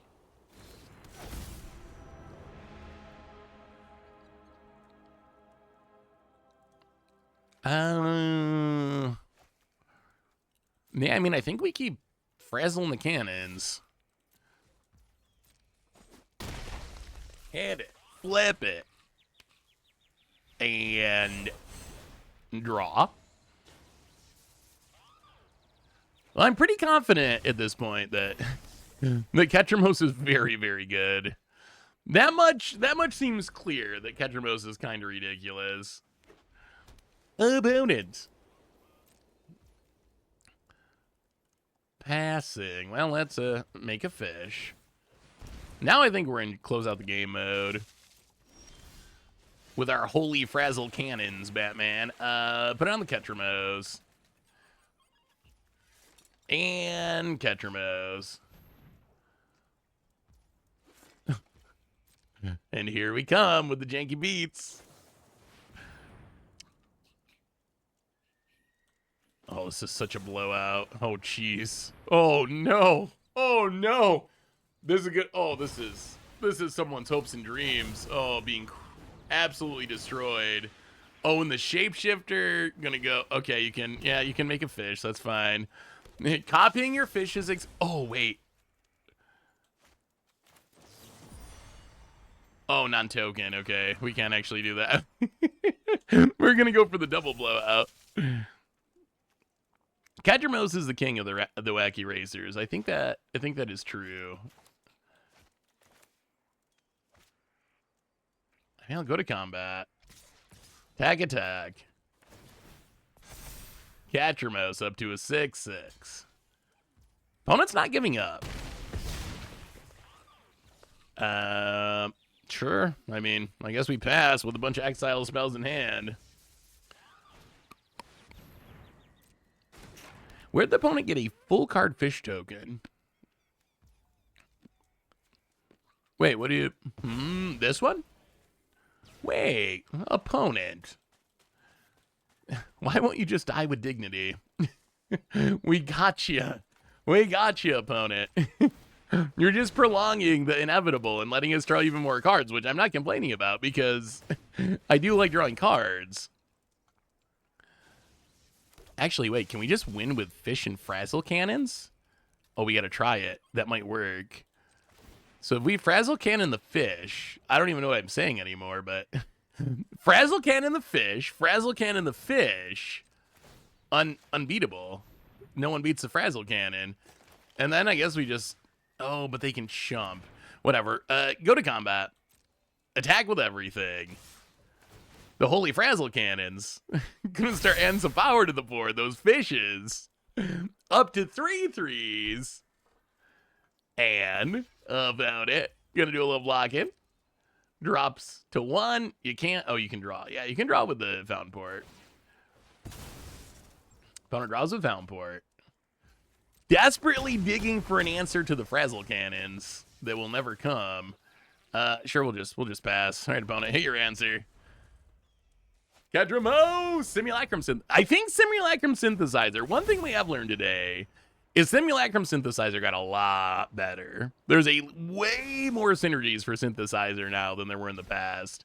So I think that is one notable takeaway from early access day. Oh, and the repurposing bay too. Okay. Well, there you go. Opponent can 2-drop a 4-drop.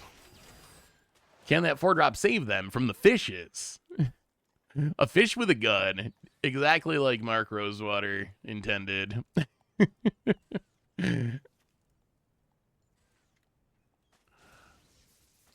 Opponent's thinking about repurposing Bang. I just don't know what they can... Oh, they give us back Ketramos? Okay, thank you.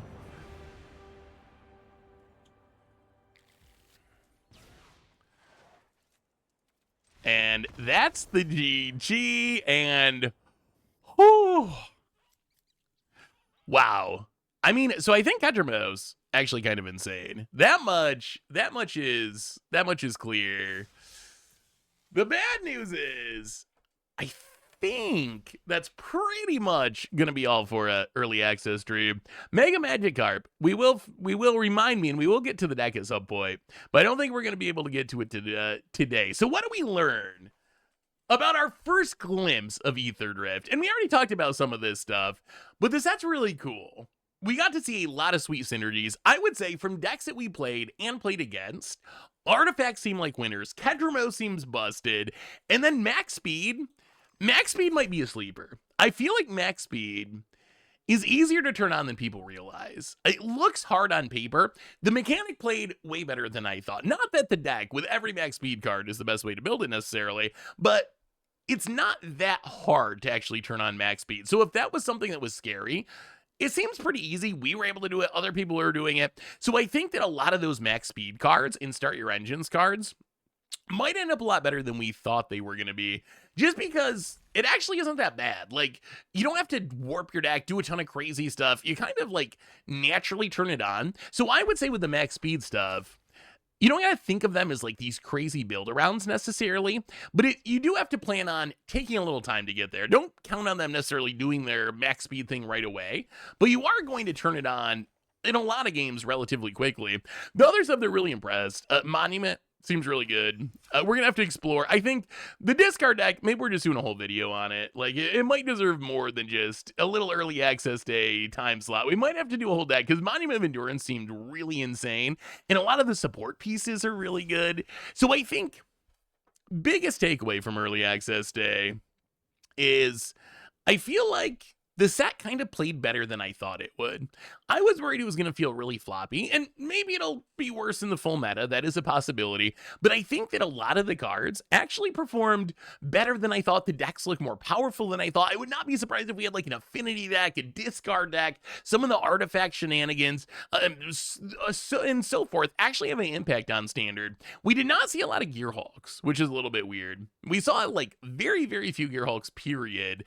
So I don't know where the Gearhulks are at, but lots of artifacts, lots of discard, lots of aggro, lots of green stompy, lots of people playing dinosaurs. So yeah, that is Aetherdrift. That's been our early access stream. We will be back Tuesday with another stream, and of course, lots of stuff coming up on the YouTube. So some quick reminders on the way out the door. Replay YouTube for all the old streams. Normal YouTube. I had a sweet Platinum Angel, Platinum Angel video go up today, so keep an eye out for that. A reminder that our sponsor today is Card Kingdom. If you need some magic cards, get them over at cardkingdom.com/mtggoldfish. And if you want any deck lists from the stream, every deck list that we played, exclamation point deck, there's a Google Doc. Check it out. It has everything we played and more. And on that note, everyone, we're going to send a raid over to Crimothy, dear Crimothy, and yeah, say hi to Crim, see what he's playing, and I'll see you all soon. Thanks for hanging out, everyone. Most importantly, thanks to all you. I know a ton of people are streaming today. I appreciate you hanging out, having fun, playing some Aetherdrift. So have an amazing day. Say hello to Crim for me, and I will talk to you soon.